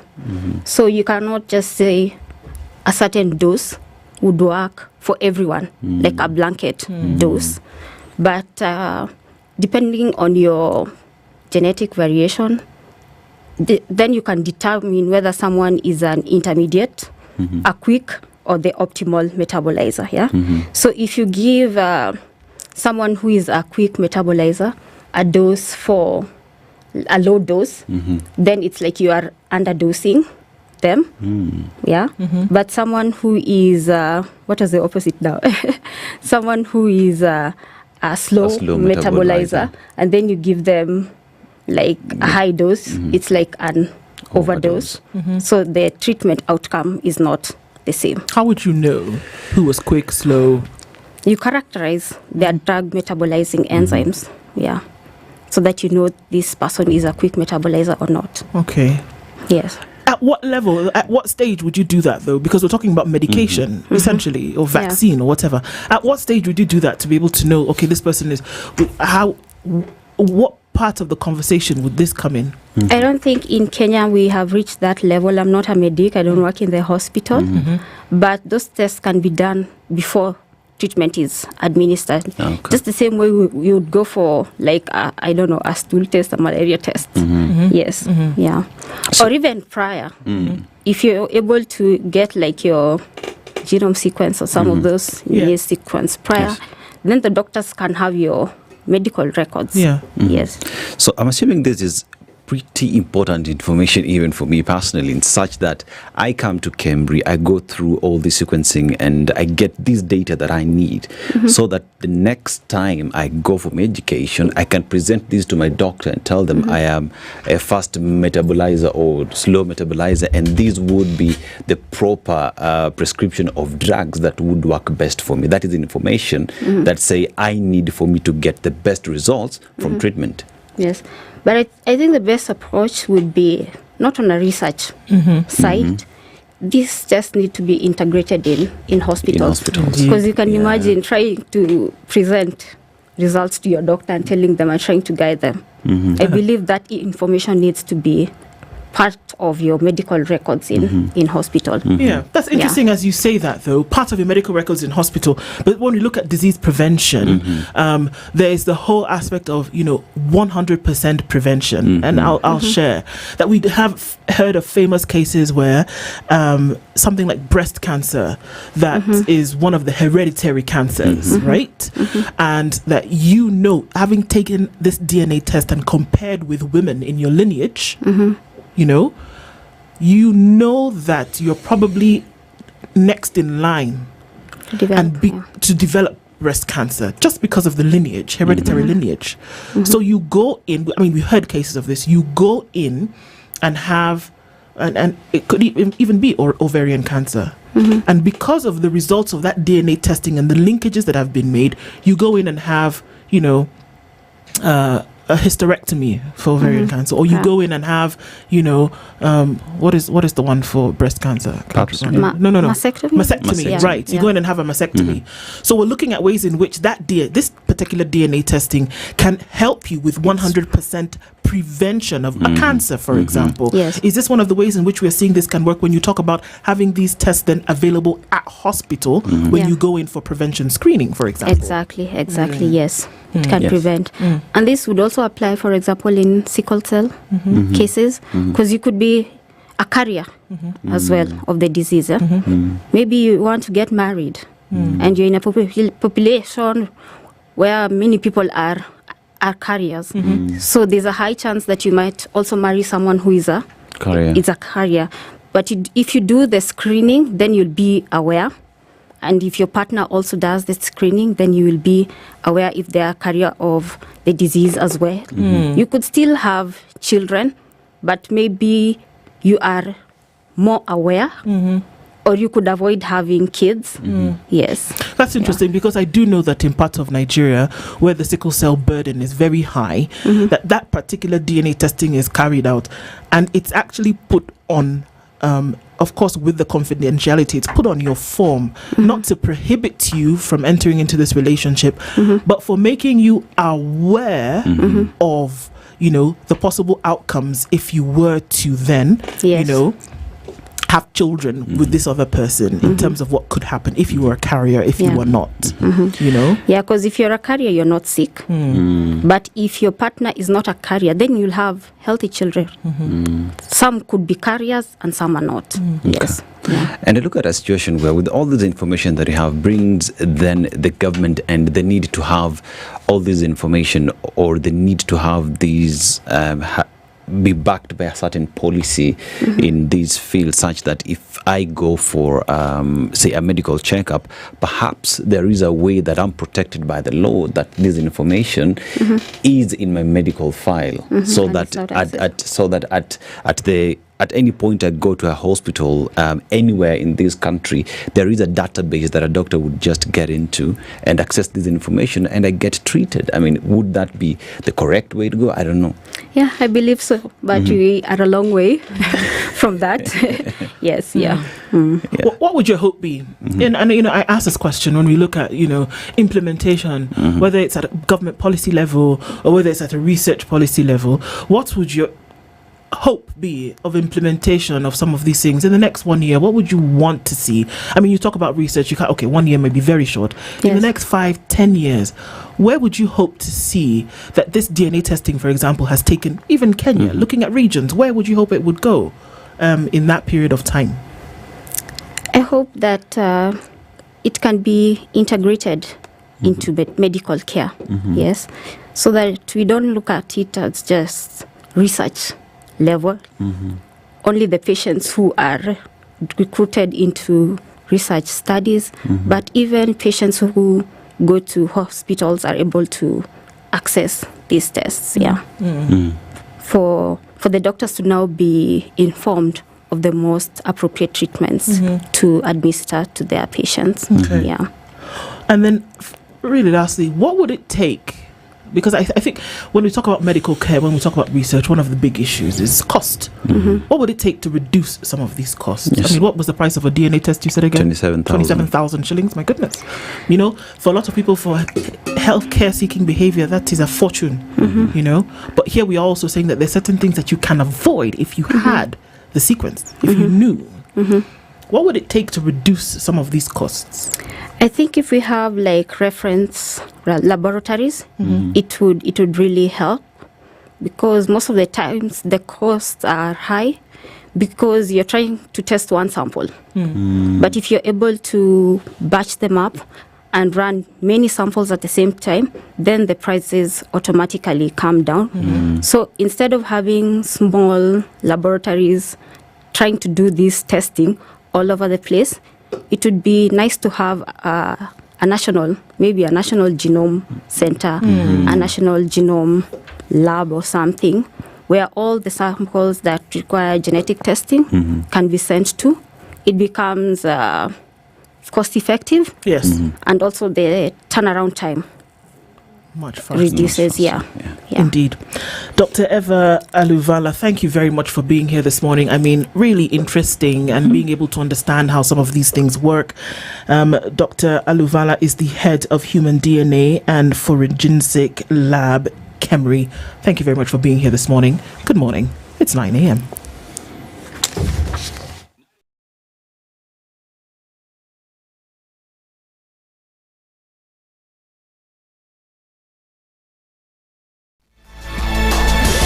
Good morning, this is the News Wire. I'm Leah Ubaga. Kenya has completely run out of essential medical supplies, including HIV medicines, testing kits and vaccines, putting millions of lives at risk in what health officials are calling an unprecedented crisis. The country's public and private hospitals are facing severe shortages of atazanavir, a crucial HIV drug, as well as condoms, BCG vaccines for newborns, and most HIV testing equipment after depleting stocks during the Christmas period. The shortage of HIV medicines comes at a critical time, with Kenya recording 16,752 new HIV infections last year, 10,784 in women and 5,968 in men. The country also reported 20,480 AIDS-related deaths last year, including 2,607 children. This means that other Kenyans who are HIV-free, especially despondent couples, are at risk of contracting the virus.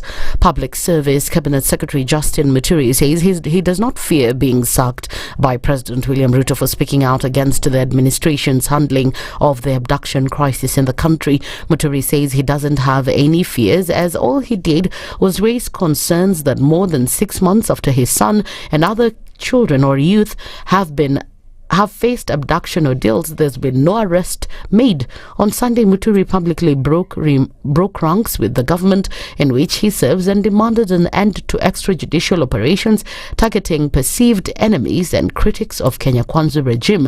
This even comes as a section of lawmakers led by Nyeri Senator Wahome Wamatinga have told off Muturi over his remarks on abductions, claiming that his outbursts indicate he's on his way out of the government.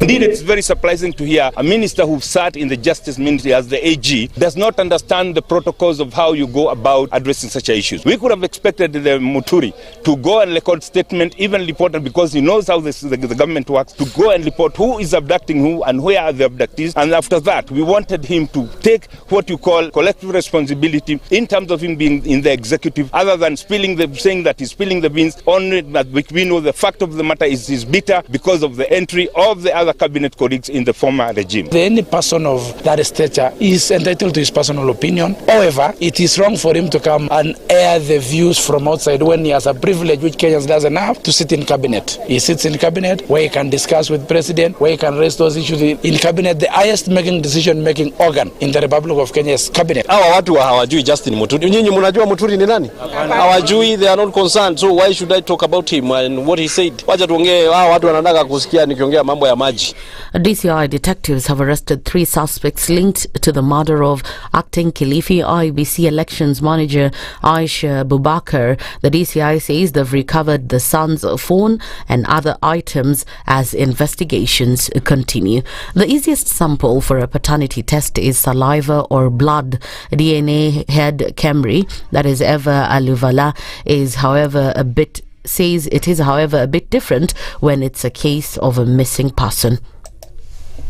Okay, we can handle a whole scope of samples from a saliva sample, a blood sample, any tissue in the body, including bones, nails, hair. It just depends on the situation. For example, if someone comes in for a paternity test, then we'd go for the easiest sample, which would be the saliva sample or a blood sample. But if it's a missing person ID, maybe a body in the morgue, we might not have the option of collecting a saliva sample or blood sample, so we might go for the harder tissues, the nails, the bones, depending on the state of the body. Aluvala, however, explains circumstances which take long to identify individuals through DNA testing. I would say the issue is I could be able to generate a DNA profile from the victims, but are the references or the relative samples available? You can only identify if you're able to match. So that might be one of the challenges. But you are assuming that the relatives who have come, their relatives are the deceased ones. They're looking for their missing person, but they might not have necessarily been the Shakahola victims. So you could have done the profiles for the relatives. You try matching with the Shakahola victims' profiles, but they're not matching because those are not the right relatives. That's the news why I'm Lea Ubaga.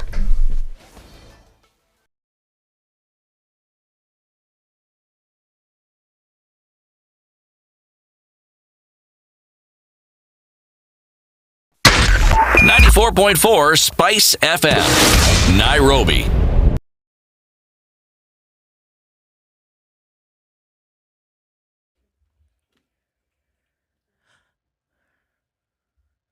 All right, so a few minutes after 9 o'clock, let's take a look at what's happening with traffic on the roads this morning. This is a busy Tuesday morning, and it still continues as you're getting off on Ngong Road, going towards Uhuru Highway and then into the CBD. Kangunda Road was busy off the jump this morning from 6 a.m.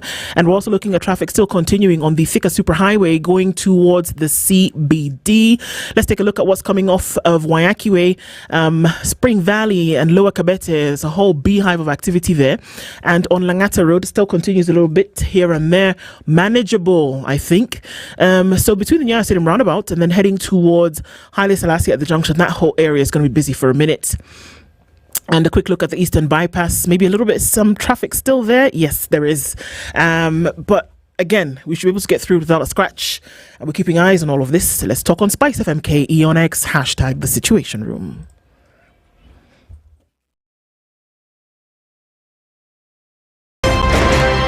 Thank you very much, Eric, and it's good to be at the Situation Room.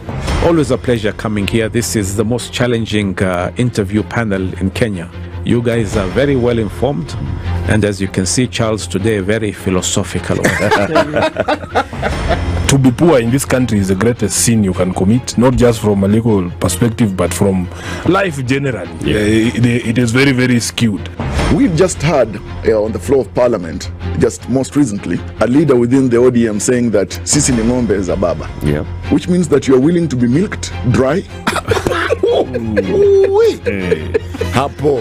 You cannot force me to believe.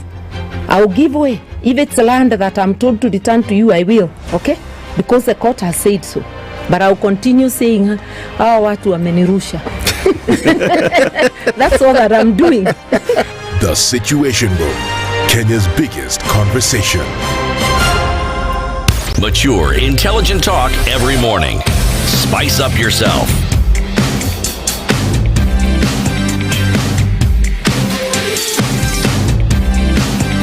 Mornings done right.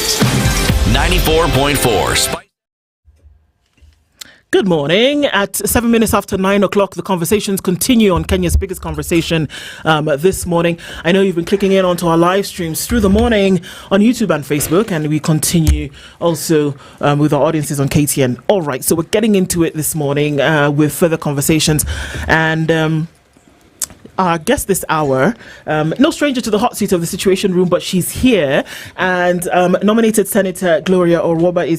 Dennis knows all about it. You know, he wants to, hone his skills in beauty and things like that. So he's thinking about, getting into the program. It's diversification. So let him tell you a little bit about what has been happening with that. Okay. And you seem to honing my skills in diversification, in beauty is really, really important. TV, makeup, eyebrows, really important. But Senator, as we talk about matters to do with unemployment in the country, just what are the numbers in terms of the young people who get into the labor market, say, annually? I don't have the exact figures. Approximately. So I don't want this to be a meme. So it's about a million young people getting into the labor market. Okay. Every year. That's about 12% of the young people aged between 18 to 34. That is according to data that has been shared by KCB's Jury platform under the KCB Foundation. And with that, they are saying that they need to find solutions to this unemployment because the government is talking about it. It's a problem in Africa as well. And they say, we will recognize these young people. We will give them a solution. Take them, put them in TVET institutions, ensure that they upskill the skill that they already have or give new skill to those who do not have any skill. And with that as well, mentor them, pair them with mentors in order to ensure that they are able to continue with this dream that they have, that their business continue to do well, and as well as give them equipment. So I'm taking you to school, I'm giving you the skill. After that, I'm giving you an equipment. Say, I want to be a makeup artist. I give you the entire makeup brush and whatnot for me to go start my business. I don't have to spend an extra coin on that. And KCB says that the Trujillo program is training students from TVET, and after that you're actually given a certification. Now the certification enables one to be able to go apply for a job or present this to their would-be clients that I am good, I've gone through the training, I am good for the market. I like the part where they go and present it to clients as opposed to go and apply for a job. It's more about entrepreneurship. Absolutely. Yes, exactly. And actually that is what KCB is pushing it. And after that, you're being paired to a mentor who will hold your hand and make sure that your business does not go down, that where there is challenges here. So an acceleration program. Exactly. See, nice. Understands all this. And the third is when now the graduates are ready and their ideas have been vetted for bankability, the bank goes further. The foundation goes further and hands you over to the bank. Where now the bank now sees at your looks at your business, I will give you a loan, and still the mentors not are a there. Grant. It's a loan. It's a loan because it's a business. It's a business. It's a business. Should give a small grant and a loan. That too. But you see now under the grant now is where you've been given equipment to such your business. That is true. That is also true. Right? Yeah, and also been trained. Because that's a form of resource. Yes. That is true. Yes. Yeah. Because it says if you want all this information, you go to kcb.com/foundation. There you go. So, and KCB is saying it's only young people. What about some of us who are very old? Like I'm 39. It's not necessarily just young people. So I can join the Tuajiri program. Why not? Yeah, why not? Just go have a discussion. Although the blueprint they say 18 to 34. Okay, just you have to be. I just missed it. Just missed it. Yeah. You just missed it. But in Senate we have Oburu, our youth representative, and he's still a youth. Above 35. Yeah. Youth at heart. Oh, yo. He's 80 something. Okay. Youth at above 35 by a bit. By a bit. Yeah, by a bit. Well, karibu sana, and we normally welcome you to the Situation Room with a proverb, right? CT normally does that. CT and the weather are not good friends today. But he left us with a proverb to share with you, then you can tell us what you think about it, even as we get into our conversation this morning. It's from Uganda. And the fun fact from Uganda, did you know that Uganda has the most lakes in Africa? Like lakes, like water bodies. Closely followed by Kenya. So there's a fun fact for you. And may I also tell you that the president of Uganda is one Yoweri Kaguta Museveni, just in case you didn't know. Just for information this morning. So the proverb, no matter how powerful you are, you can never make rain only fall over your house. Nice. No matter how powerful you are, you can never make the rain only fall over your house. Yes. The blessings are for everyone. Yeah. That's That's a nice proverb. It is. I like that one. Yeah. Yeah. It's for everybody, isn't it? It is for everybody. It's for everybody. No matter who you are, golden child, blue-eyed boy, no matter what it is, it's for everybody. When the blessings come, they're for They everyone. come for everyone. And you can't just make them fall for yourself. All right. Looking into conversations, I mean, you sitting and serving in Senate, and some of the things that have happened in the last 6 months or so.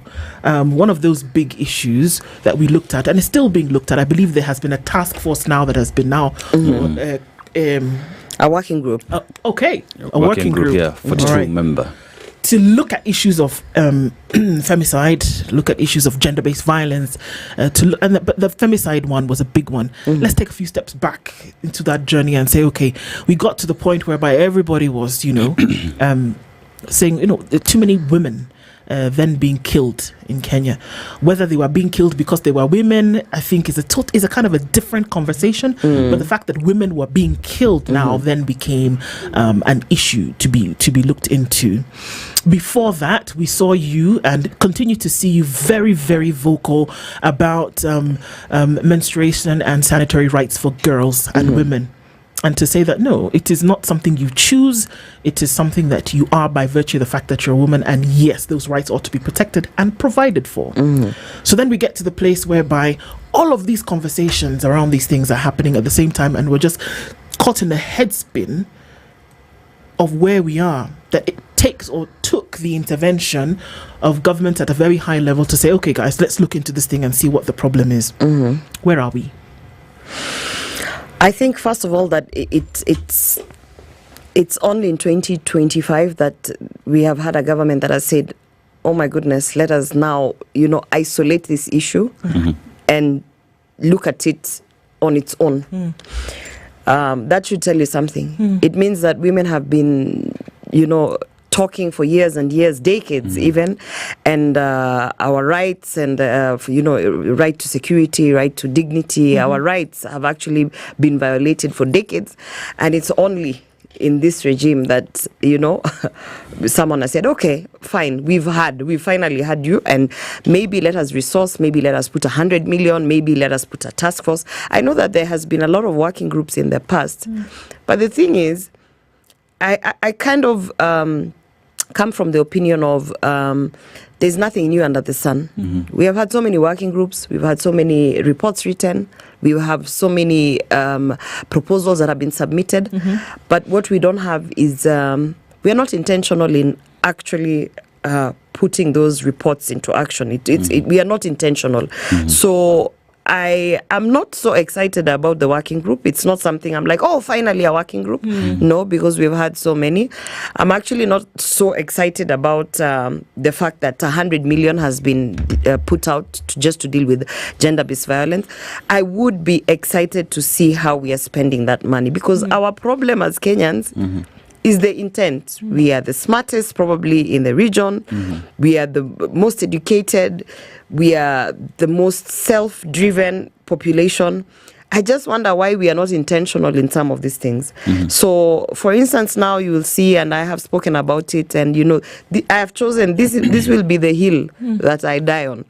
I have said so many times in the past that, for us to have behavioral change, for it not to be normal for a spouse, whether a man or a woman, to be beaten by their partner, someone has to get arrested, someone has to get charged, someone has to get convicted, someone has to go to jail.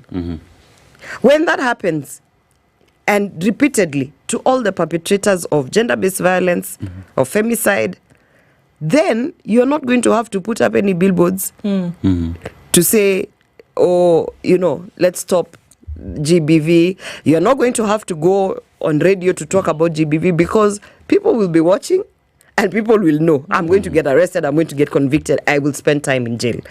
And the problem is we have spent so much time in the advocacy and talking, and we still don't have convictions. We've seen incidences on CCTV that are being shared, and we always wonder, what happened to that person?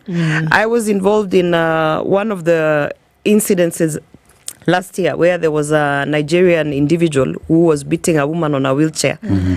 And I'm telling you, I had to literally say, okay, let's make an example of this particular case. And I personally had to go to the authorities that be and camp and say, put a report, There was already a report by the victim. So I literally had to go and push the report by the victim, push from the police station to the ministry to immigration, personally, for that individual to have been deported out of the country. Now, that's not sustainable. That is not that to me was a pilot of what we can do if we are intentional in saying, when something is highlighted, when something is reported, let's act on it. Right. So like now, the lady who was trying to, because it was like obviously attempted murder, kill the partner. I don't know if it is the husband, but it was reported as a partner, which is an intimate partner violence situation. Has that guy reported? So it starts from there. You're the victim. Go and report, so that even when we're making noise, us as activists, as leaders, as who, you see, for the lady on the wheelchair who I assisted, she had several reports and an ongoing case. So it was easy to go and say, why is this matter not being attended to? But for this other one, so many of these cases go unreported. And then the second thing, if they are reported, no one acts on them. Why? Because our systems are broken. Our systems are broken. There is a gender desk in every police station. Yes. Which was a very good move when the theory part of it was good. It was called Polycare, I believe. Yeah, Polycare. Yeah. They keep changing the names, but the fact of the matter is that it's a desk where women are encouraged to go to if they feel uncomfortable to go to because you know what used to happen in the other OB desks. Yes. They would even get repeat harassment and things like that. But this gender desk, other than going to pour your heart out, there's no OB desk assigned to that gender desks. So you talk to the gender officer, you tell them I've been raped, this, that, you go through the whole ordeal, and then they tell you, okay, now let's go to the OB desk. And tell them again everything. So you're only just re-traumatizing this victim. Then that's the first broken thing in the chain, that there's not even an OB book at the gender desk. The second thing, they're not even assigned IOs, investigating officers.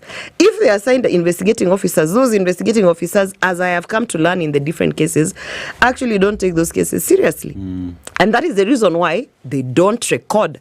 If this was happening as it should be, I should be able to go to any police station and I should get data that at the gender desk, this quarter we have had this many reports, we have had this many OBs, and this many IOs have closed the case because of evidence or no evidence. Collection of evidence is a problem. Even the chain of preservation of evidence at that same gender desk where you're supposed to have an IO. So the system is broken. So if you don't have a proper reporting system, proper evidence collection, which court are you going to? That is why you go to court and the perpetrator can stand and say, I didn't do it. And you have nothing to show that this person actually did it. So then you have a lot of reports, and then they're saying that there's nothing to substantiate. And what normally happens is they negotiate out. And then, so we have no convictions. So if I'm living in a region where people are being beaten and no one is being convicted, it doesn't matter how much Gloria Oroba speaks to me through forums, through billboards, through what. Me, I've not seen a conviction. So I'll keep beating the people I'm beating. So then, if we're talking about a broken system, because then they're agents of the system, whether we're looking at the police, whether we're looking at the courts, whether we're looking at social workers, that the broken system is not going to be fixed by a working party. No. And it starts from here's the thing. It starts from the top, right? But the top here being now we have 100 million that has been allocated to fixing gender-based violence, curbing those incidences, and it has been channeled through the Ministry of Gender. Do we have a minister? Currently, no. So we have an accounting officer, right? We assume that sometimes these roles are not important. But this is where you see the importance of having a minister or not having a minister. Because you have an accounting officer whose work is to account for the resources. So when a proposal is brought to them that 100 million be split amongst all the women leaders to go and do sensitization forums at the ground, all the accounting officer will do is, how do we account for it? Let me put a system to account. But then if you have a minister who's thinking, why are we sending money to go and do sensitization when we have not fixed gender desk, when we have not fixed they're called SGBV courts. You know, we have special courts dedicated towards this. And those courts, as we stand now, don't have enough magistrates. I am made to understand through the CJ's office, because I had a meeting with the CJ with other leaders, and that these magistrates who deal with these cases are so traumatic that you cannot subject a magistrate to so many cases at once, because they need to debrief, they need to go themselves for psychosocial support, and we are just not resourced on that level. So you have a police desk, a gender desk that doesn't work, cannot collect information, cannot put together a case for conviction, and then you have a gender court, the SGBV courts, that don't have enough magistrates and enough resources to carry out and expedite cases within a short period of time. So you find you have a person you have a girl, for instance, who was defiled at the age of 6 years, and by the time that case is closed, they are 23 and married. And it will be closed in the basis of no evidence was found. You speak of that system is broken. You speak of a broken system from the police level. You get to judiciary is not working, but here we are, the president forming the working party. That means it is a big thing, as well as those who formed Polycare. It was, if you look at the text of it, it was a good thing. So what will it take for us to see the importance of intentionally investing in this entire system for it to work? You see, first of all, I'm a strong believer of let the person with the vision lead and implement. The vision of Polycare was completely with a person who is not part of what is happening now.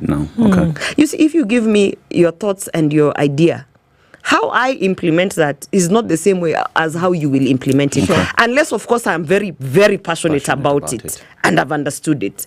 And it's the same thing you see with the Kenya Kwanza government. Brilliant ideas, well thought of. When we went to sell these ideas to the people, I am part of that team. We had passionate individuals who believed that these ideas, this is where we need to be in agriculture, this is where we need to be in ICT. Somewhere down the line, for political purposes, we lost some of those individuals. And you can see, and I am personally saying that you can see we are kind of struggling in one area or another simply because the vision bearers are no longer part of the process. And you know, I feel bad to say this because at the end of the day, people must also understand when you refuse to participate in politics, what you are actually denying the people of Kenya and this nation is your ability and your capacity and your interest to be part of a visionary thing. And that is where half the corporate people go wrong, because they say, I don't do politics, yet those are the people we need in politics. That's where you see now we have the clergy and the religious team coming on board, because they have also understood, by the way, this thing, we can be sitting in churches, but we are being led by people who have no good intent. So what I'm trying to say is, even when it comes to this GBV thing, there are a lot of critics. I'm one of them. But the critics that I don't appreciate are the people who say, this is bad, this is negative, but they don't bring anything as a solution. And they also don't want to be part of a proposed solution. And that's why you hear there's this sense of frustration of, okay, I'm listening to you, but all you're saying is the things that I'm doing are bad. What do you want me to do? Or you must go. No, you tell me what you want me to do. So for me, every time I criticize, and this is one of the moments that I am criticizing my own government, which I have been nominated to represent at the Senate, where I'm saying, for this particular part where we have where our president has actually thought through it and said, I'm going to allocate 100 million this financial year so that we can curb these cases of GBV. I also want to say, this 100 million, how we are proposing to spend it. Whoever came up with that proposal, because I definitely was not in that team. It's a very wrong proposal, because going down to the grassroots to put up a one-day event to just talk about GBV is not the reason why people are beating each other.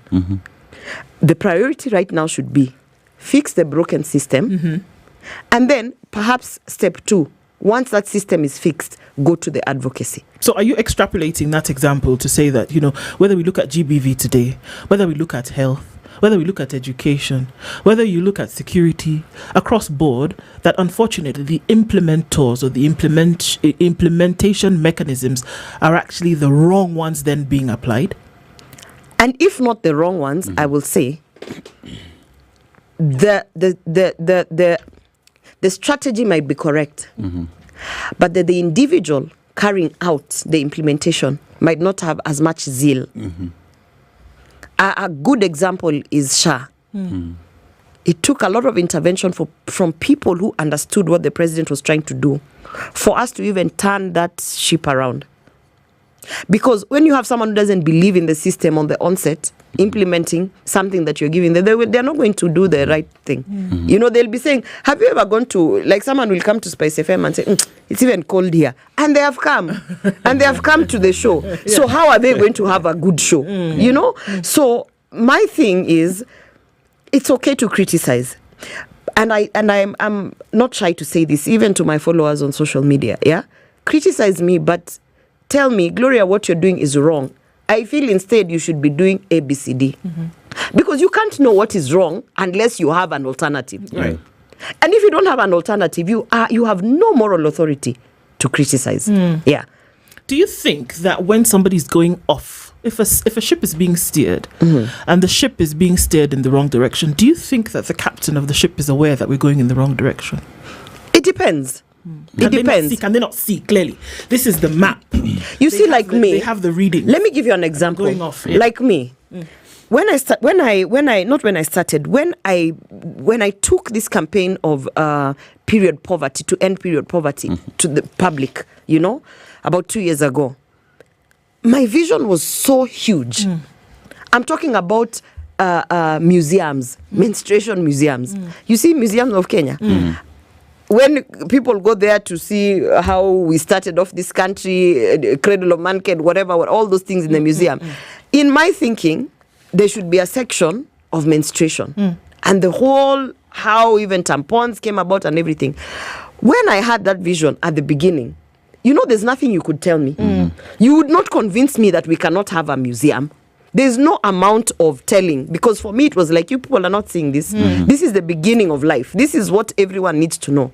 It took a lot of, let me say, not really exposure, but it took a lot of getting more people on board for me to understand, okay, your vision is excellent, but we can't go your path. We have to take these several routes before we reach to your museum. And for that, it's because I'm so passionate about what I want to achieve with that particular sector. So what I'm trying to say is, you might have such an excellent vision and you really want the best for that situation, and because you are driven by that intent of wanting the best, you can only see one path towards it. But it's good to bring people on board who will tell you, we will still reach where you're going, but we are now going to have all these people coming with us. And I feel that is where the president has, gotten to the point where it is like, okay, even this broad-based government, it's not because we can't get to where we are going with our vision. It is more about, let us carry everyone on board.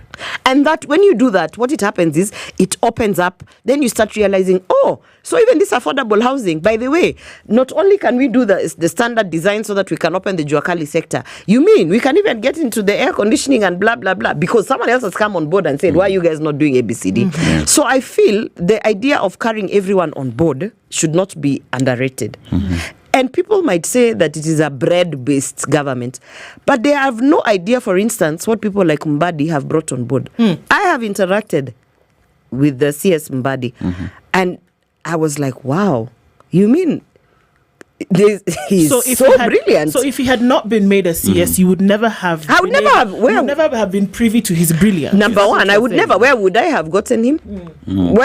At what point would me and Mbadi be interacting? He was a member of parliament. He was in the National Assembly, in opposition. I was in Senate, in government. We barely sit together. We don't interact, And bringing him on board for me was like, and then through him, I'm like, hiya, okay, Ebu tell me, then he'll tell me, by the way, the way, there's this and this person in ODM, this, and my perspective towards a lot of things have been widened by having many people on board.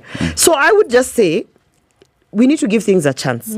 But also, the one thing that I have really come to understand is, don't criticize if you don't have an alternative. I have to give it to you. Brilliant case for the broad-based government. We'll continue as we come back from this break. The nominated Senator Gloria Nwoba is our guest this hour, and just started off with GBV and looking into some of these cases and what has come out as a result of that. But then also now opening that conversation up to say, okay, in terms of governance, have some mistakes been made along the way, and then how do you rectify those? And that conversation continues as we continue this hour. All right, let me remind you about the first of its kind first annual Study Abroad conference that takes place on the 18th of January in Nairobi at the Gallant Mall in Parklands, and on the 27th of January at Okoh Hotel in Eldoret. It's Africa's largest study abroad platform, Cradle, that is putting this together, and it takes cutting edge technology and it pairs it with student counselors to help students search, match and apply to over 600 universities in 45 different destinations. So it's happening this January in Nairobi and in Eldoret, and it's the first of its kind ever organized in Kenya. You have an opportunity to meet individuals and experts from these destinations. There will be a battle of the university destinations for you to make your perfect choice, and there'll also be the star event, which is choosing or finding out how you can secure your student visa. We need you to register in order to get the invite. It's www.cradle.com or call 0799 000 444. This is the Situation Room, the only way to start your day.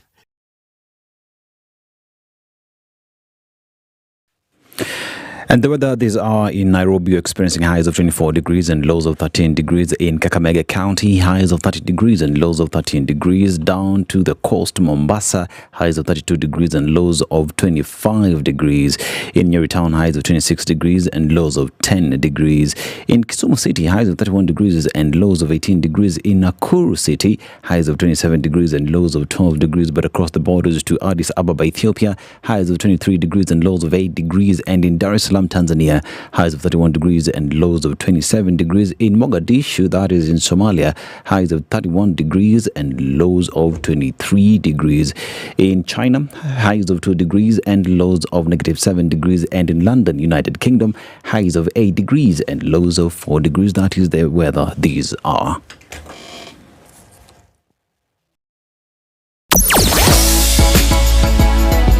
Sugar and spice and everything nice. SpiceFM. Spice up your life. Okay, so we're coming out of traffic hour around about 9:30 this morning. Just a little bit of traffic left on the Thika Superhighway. Kangunda Road is also still pretty busy, but you get on and off of Outer Ring without an issue. Looking at Uhuru Highway, busy as you come from the Bunyalad Road roundabout on one side and Aerodrome Road on the other. But then also we're looking at traffic still heavy coming off of Limuru Road, and looks like it'll be there for some time. Lower Kabete, Spring Valley area also still pretty busy, but has come out of traffic hour today with not too much in terms of scratches. Keep an eye on how things traverse through the day. SpiceFM KE on X. Mature, intelligent talk every morning. Spice up yourself.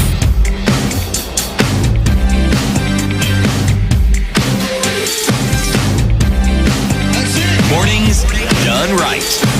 94.4 Spice FM, Nairobi. 23 minutes left in our conversation this morning with nominated Senator Gloria Nwoba, and we're looking at several issues. I mean, one as an example of maybe how probably using the wrong tool for the job, or using the wrong tool for the job. Yeah, and sadly. Unfortunately, rather, we have too many examples of perhaps how that is happening currently. Again, you've given the example of health, given the example of this whole femicide issue, that you take a sledgehammer to a mosquito, for example. You may decimate the thing, but is that the way to have sorted out the issue? Maybe not, or use the wrong approach. And this could be the reason why we are seeing a lot of dissenting voices.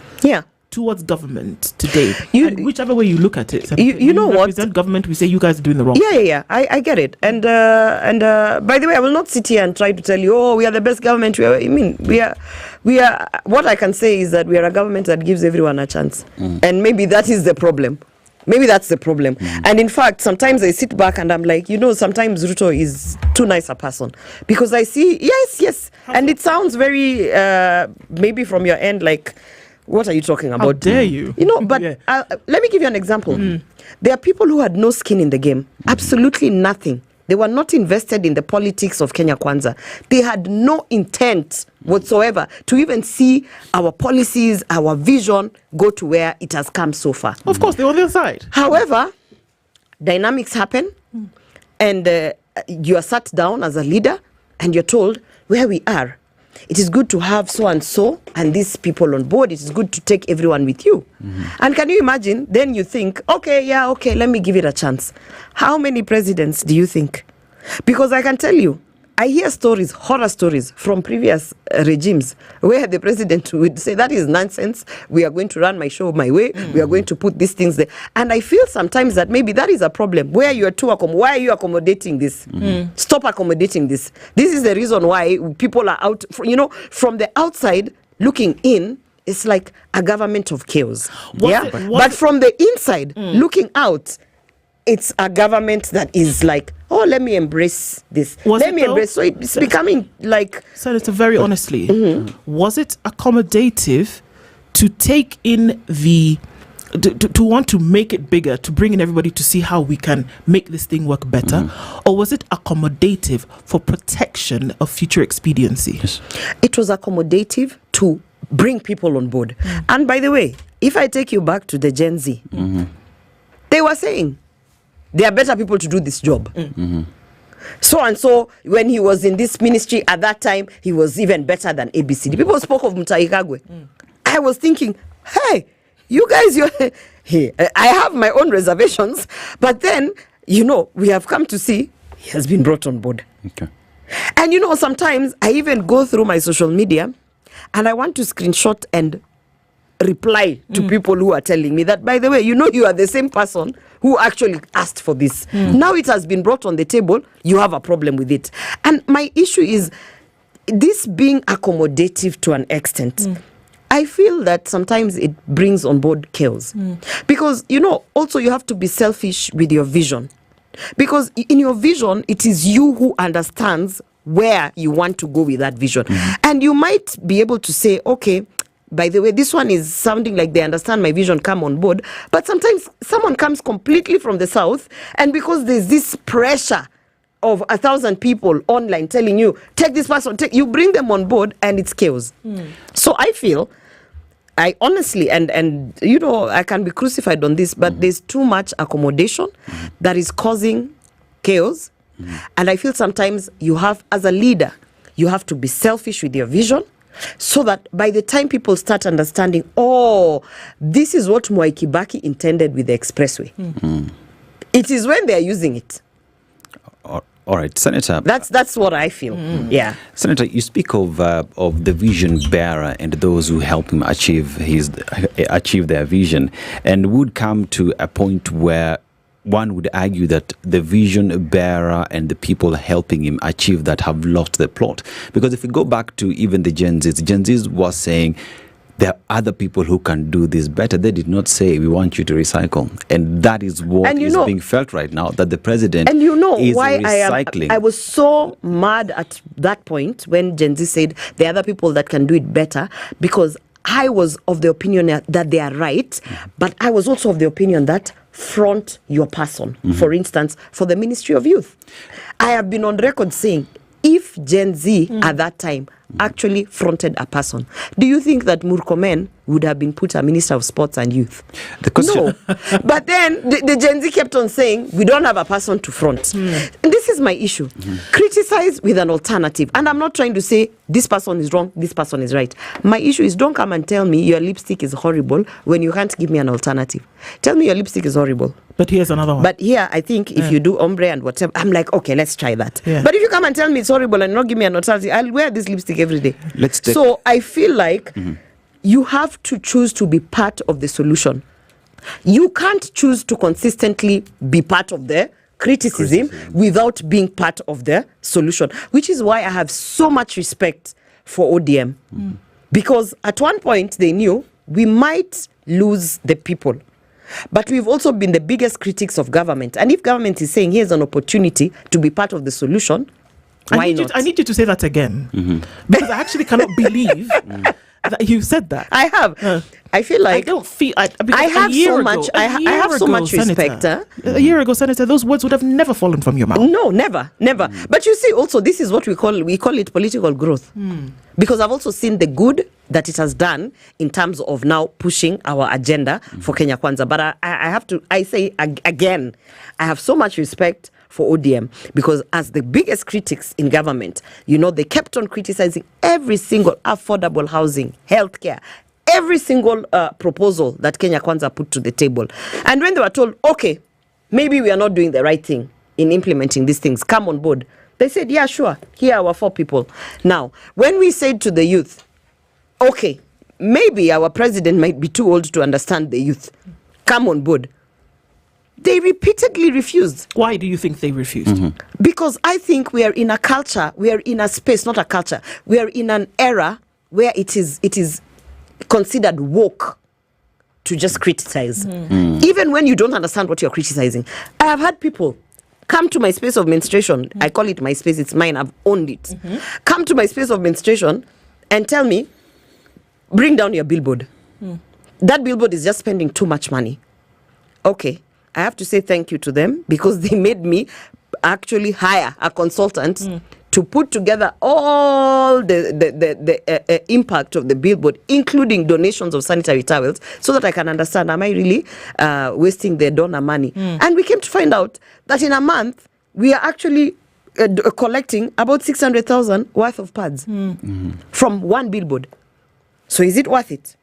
Is it worth it to pay about 180,000 to get 600,000 worth of pads? I say yes. And I said, I keep doing it. The voices. So I feel like criticize and then give an alternative. I respect someone who does that, because then you can say, I told you this thing would not work. I told you should have done ABCD. Why don't you give ABCD a chance? So there are folks who criticized, essentially they did, and said, you know what, that let's look at this in chronology. That when the protests happened in June 2024, that there was a call for, no, all of these people that you have working for you essentially are what? Political dinosaurs, maybe in some case not so much, maybe they made their maiden trip into politics and then they were awarded for their loyalty. Basically, they're not competent. Exactly. They were awarded for their loyalty and nothing else, right? So what did the president do after that? He dissolved cabinet. Then what did he do after that? He reconstituted cabinet with some of the same people back into cabinet. The key word, some of the same people. Exactly. Go with me on this. Put some people back. But then you saw a lot of the other people then be given positions of advisory here, director here. So essentially you wanted to go ahead with that same system of awarding these people for their loyalty. And so this is where a lot of the frustration has come for people saying, you know what, you hoodwinked us to make us think that you're actually on our side. So I'm telling you, I'm with you. I'm with you. Why are you shifting the goalposts? To whom and you where? come to me and say your cabinet. Some of these people are not competent. Take them home. I take the incompetent people home who are not competent for cabinet, right? I bring other people. Then you go and follow where I have taken them. But of course. No, because if I'm not competent to run a ministry, but perhaps in my past years, I was doing diplomacy and I'm taken to a... So is your issue that the people are not competent to run cabinet, or that you just want to make sure that this particular individual has no job? Yes. What is your issue? Because if your issue was that cabinet was not competent, that is what was being dealt with. Right? The fact that I might have seen maybe CT is not competent in Spice in Situation Room, and then I think maybe CT, I can take him to run a blog. Why are you following CT like, oh, you removed him in Spice, you've taken him to the... What's your issue? Let's be clear. The issue is an incompetent cabinet, which the president dealt with, which, by the way, I am of the opinion that, yes, that there were people who are politically rewarded And unfortunately, they were not competent for the positions they were given. But one thing I've come to understand in this politics, and it's the same way in any industry. One, these positions, most of them are political positions because the agenda is politically driven. When you put up together your manifesto, it is a politically driven manifesto which you deliver, which is why I keep saying corporate people, stop sitting in the back seat, come to politics. When you come to politics and you participate in the agenda from scratch, it is obvious that I will definitely politically reward you, but it should not be just political rewarding. It should be, I will politically reward you where you are competent and capable to deliver. That is where we might have missed the mark. That we picked this person, yes, they should be rewarded, but they're not competent for the job they've been given. It's the same way in the corporate industry. Yeah? If we are sitting in this show, and you have been in this show, for instance, for quite a while, right? And this show is expanding and it requires now, let's say, a regional producer. Why would I go looking outside when you have been loyal and you are competent? I will look at my loyal people and I'll look at their competencies and say, this person has been in this thing for this long and they deserve this position. It's the same thing in politics. Where we missed the mark is there were loyal people who are not competent at all to run a ministry. But because at that point it was like, okay, we have to reward our loyal people, they were rewarded. That was corrected. What you can see that's happening now. Now, when we brought some of the let me say, technocrats who had nothing to do with politics and they were sat in some of these cabinet positions, you and I can say, they failed. Because one thing that we don't appreciate sometimes is it's not just about the technical part of it. By the way, cabinet is a political space. But of course. And if you cannot deliver on the political element, for sure, even if you are the best ICT person in the whole region and you have no political skin in the game, you will fail. We have seen it. And it is the same people who told us to change the cabinet who kept on coming to say, tuko na minister wa ICT. Huyu alikuwa minister. They are the same people who came to criticize the technocrats that were brought on board. So, you'll always get criticism. So as a leader, I think what the president did, he listened. He actually looked and he knew himself because he had spoken or given hints even before Gen Z came that there are some people who don't even know what was happening in their own dockets. So that he knows more than they do. So he knew that, okay, I need to fix something. And he fixed it. And the thing with politics is, in your 5 years, in whatever position, you have to keep fixing things as you go. It will never be that the people who assisted me to get into office are the people who will die with me till the next. Because every step in this game requires new blood, requires new competency. So you keep fixing it as you go. And that's what's happening. Senator, yet someone would argue that the government being the government and all the resources that they have access to those who would be best suited for these positions. I'll give you an example. CS Murkomen was in transport, right? When they were sent back, he came back as a sports CS. Right now, he is interior. One would argue, of all the three positions, which one is he best suited to deliver? Which one do you think is best suited to deliver? I don't know. You know what I mean? Because which one do you think is best suited to deliver? With where he is now? No, because he's posed the question that Murkomen has been in the three dockets, transport, sports, and interior. And the question is, which one? I would have asked the question that what is the reason why he was moved to this particular docket at this time? That's the question. That's the question that should be asked. Because if you ask me, if you're a producer in any show, it means you're a producer. You have transferable skills. It means you possibly can produce a sports show. Maybe you can even produce a political show. The fundamental basis is it's across. Yeah. So here's the thing. What makes you think that in politics we don't have the same application? If the fundamental basis of delivering in cabinet is that you have certain skill set, don't you think then that I can deliver in whichever docket? Yeah, but you've also just told us, Senator, that it is very necessary for you to include the politics of all of this. Yes, and one cannot run away from the reality that in 2 years there will be an election. I personally, listen. So when decisions are being made, we cannot, because it's such a speculative society. And I personally that you cannot run away from the possibility that somebody has been given a position because of what will happen in 2 years' time. Yes. Yeah, and my thing is, that is a question we all can ask, because truth be told, the decisions I make, it is only I who know why I have made those decisions. Yeah, and until I disclose those decisions and I come here and I tell you, like today, by the way, I've chosen to keep my billboards because it's bringing me 600,000 worth of pads every month. Nobody would understand that, right? Until I actually disclose it. So I cannot speak on behalf of the appointing authority, which in this particular case is the president. However, I can tell you that when you're picking a cabinet secretary, it is not only about the technical skills of that person. That plays a major role because that's where they can drop the ball. But it is a combination of the political interests, the political dynamics, their technical skills, and how much skin do they have in the game. Because we have seen people who are not politicians brought from the corporate, coming to cabinet and failing miserably in less than 5 months. They have actually been the shortest serving cabinet secretaries within this government. And it's not because they are not capable. It's because the combination that is required was just not there. So that I can only leave to the president. But I will say this also.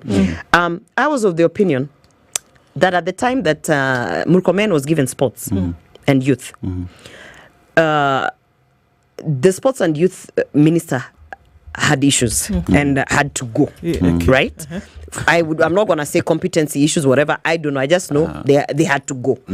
And at that moment, you know, my friend Mangi is the High Commissioner for Kenya to Uganda. There's one time when I started politics, he said, you know, you can't manufacture leaders. So when you are on the table and you need a leader for a certain thing, you have to look at what is on the table. And you have to be like, I need a producer there. Nani's here, pick this one. You can't manufacture leaders. I am of the opinion, at the time that Murkomen was given sports and youth, because there was no leader, the youth refused to front a person. They literally, I was just like cringing in my house saying, this would have been an opportunity for these guys to come to the table and show what they can offer. When I say these guys, I'm talking about all these names that we see online and whatever, all these, you know, youth people. I was like, come. Yeah, I was like, come and show us. Because honestly, I also felt that as a government, we didn't really understand the youth at that time. And so I was hoping these critical voices that are out there from the youth, one of them would say, Nipati any opposition. In fact, online I have seen, and I was happy to see that there's a lady online, I don't want to mention her name, but she said, this Ghana embassy, everyone is rejecting it. And then she said, Sirutu anipatie tu ikazi, mimi I know I can go on. You know, that for me is like, you can take it as a joke. But hey, somebody's offering herself. Someone has offered herself. So at that point I was expecting, of all the youth, 3 or 4 would actually come and say, give me that ministry. Let me deal with it. So I think the president looked around and it was like, Sasa, these are the people on the table. Who do you think is best fit for youth and sports? Definitely he could not have put Machogu. Well, but yet again, we have sportsmen and women in this country who understand their space and would know the policies that are needed in place for them to be in sports. But that notwithstanding, that's why I'm saying the government has the machinery, the government has the possibility of knowing who is best suited, at one and point, all they needed to approach. How many people have been given jobs and have rejected? Senator. I mean, no, let me just say this. Okay. How many people have been given jobs and have rejected? We had a whole conversation about there's no way our debt could be this much. Our international debt cannot be this much. Surely. And then the president actually was like, hey, you know, these people could be onto something. Why don't I form a task force and give these people who are criticizing about the debt and let them investigate and come and give us the correct figures? They rejected don't you guys remember? So, you know, you can't force people to come to the table. This is what I'm saying. I keep saying you can't. It has to be, at one point, it cannot be that naomba serikali nifanyie. At one point is, mimi niko na kiosk, mimi nimeweka bidhaa zangu hapa, Lakini sasa kwa sababu kuna mvua kuna nini, naomba serikali ni offer yourself. Yeah. Do you think there is, and I refuse to call it noise, but I choose to say that there is a lot of clamor right now for listening to the citizenry who are the sovereign. There's a lot of clamor to say, hear what it is that we are saying, make an effort to hear what we are saying and act on that. Is that clamor displaced? Is it being listened to? Is the president, is the leadership listening to what Kenyans are saying? Because they are speaking. A lot of it has been called noise. A lot of it has been called misbehavior. I don't know. I mean, a lot of definitions have been given to it. But is it being listened to? I don't think it's noise. First of all, I don't think it's fair to say there's a lot of noise. These people are making noise. Yeah, that's what they're being said. Because, as a mother, when your child makes noise, it is a form of communication. It's characterized. Absolutely. It's a form. They are saying something. I have a newborn. It's a form of communication. Yeah. When they grant or you're like, anasema nini? Yeah. What should I do? Should I change a diaper? Should I?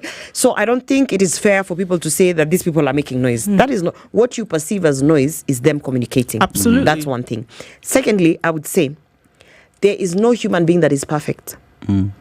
There has not been one president who has carried themselves in the most perfect way that we have nothing to criticize them for.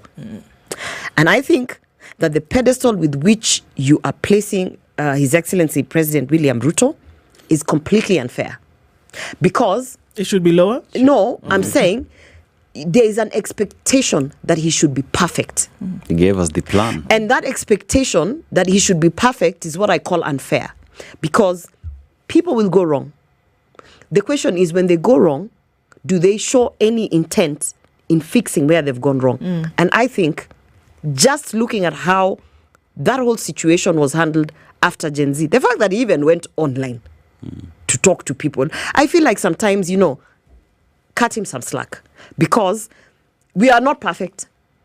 We've had presidents before where we used to say President Kibaki never used to talk. Ati tuko na president, hatuna president, hajaonekana, hajaongea, hajafanya, and yet there was some good in him, a lot of good in him that we are enjoying. I've just come here with the expressway. We used to say that there was, I will not mention the name, this one drinks too much, right? And this and this and this. But when you look back now to compare on some of the things, you're like, but this person was very brilliant in this particular sense. But, so why is there an expectation that His Excellency William Ruto should be perfect? He has his shortfalls. And for me, when you see a leader, I have my shortfalls. We all do. We all do. By the way, and I've even come to understand them more. I am very temperamental. I have them. And I try to fix them as I go, or I try to understand that, okay, this is my shortfall. So because I will get upset at these people, let me not go and address them. Let me send ABCD. Okay. And that's what the president has been trying to do. He's like, okay, I have my shortfalls. I might have such grand visions of this country, but at the moment, people just need bread to be cheap.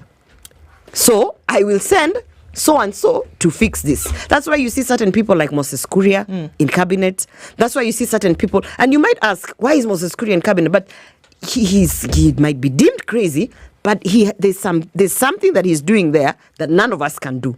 And I feel like that's the approach we should take as a country. Otherwise, everybody just recently we have seen the guy who sells cars. Yeah? He was being celebrated a couple of months back. Oh, no. They're crucifying him. There you go. And why? And he's a human being. He has shortfalls. There's also necessity, I think, at some point for the honesty that you speak of to be displayed at, all levels. It doesn't matter at what point you are. Yes. The honesty to be displayed and to actually say, okay, fine. I think people in government, and maybe this is the difference, and I get crucified a lot for this, there's sometimes an understanding that if I'm in government, there are certain things I can't say. So I'm just going to always appear as I'm perfect. Like I should come here and tell you that Shah is perfect, this is perfect. No, I'm telling you the truth of the matter is that the vision of His Excellency William Ruto is of good intent, but it might not be perfect. And so just help us get it to a position where it will be near perfect, because we will never get to 100% perfection. Well, there she said it, and maybe that it is asking for help from Kenyans at this point, and we'll take it as that. And say, cut us some slack. Nominated Senator Gloria Awabi has taken us to 2 minutes past 10 o'clock this morning. Thank you for being here today, and also for joining in on Kenya's biggest conversation. The conversations continue tomorrow morning at 6 a.m., God willing. Good morning. It's 2 past 10. The hits you love.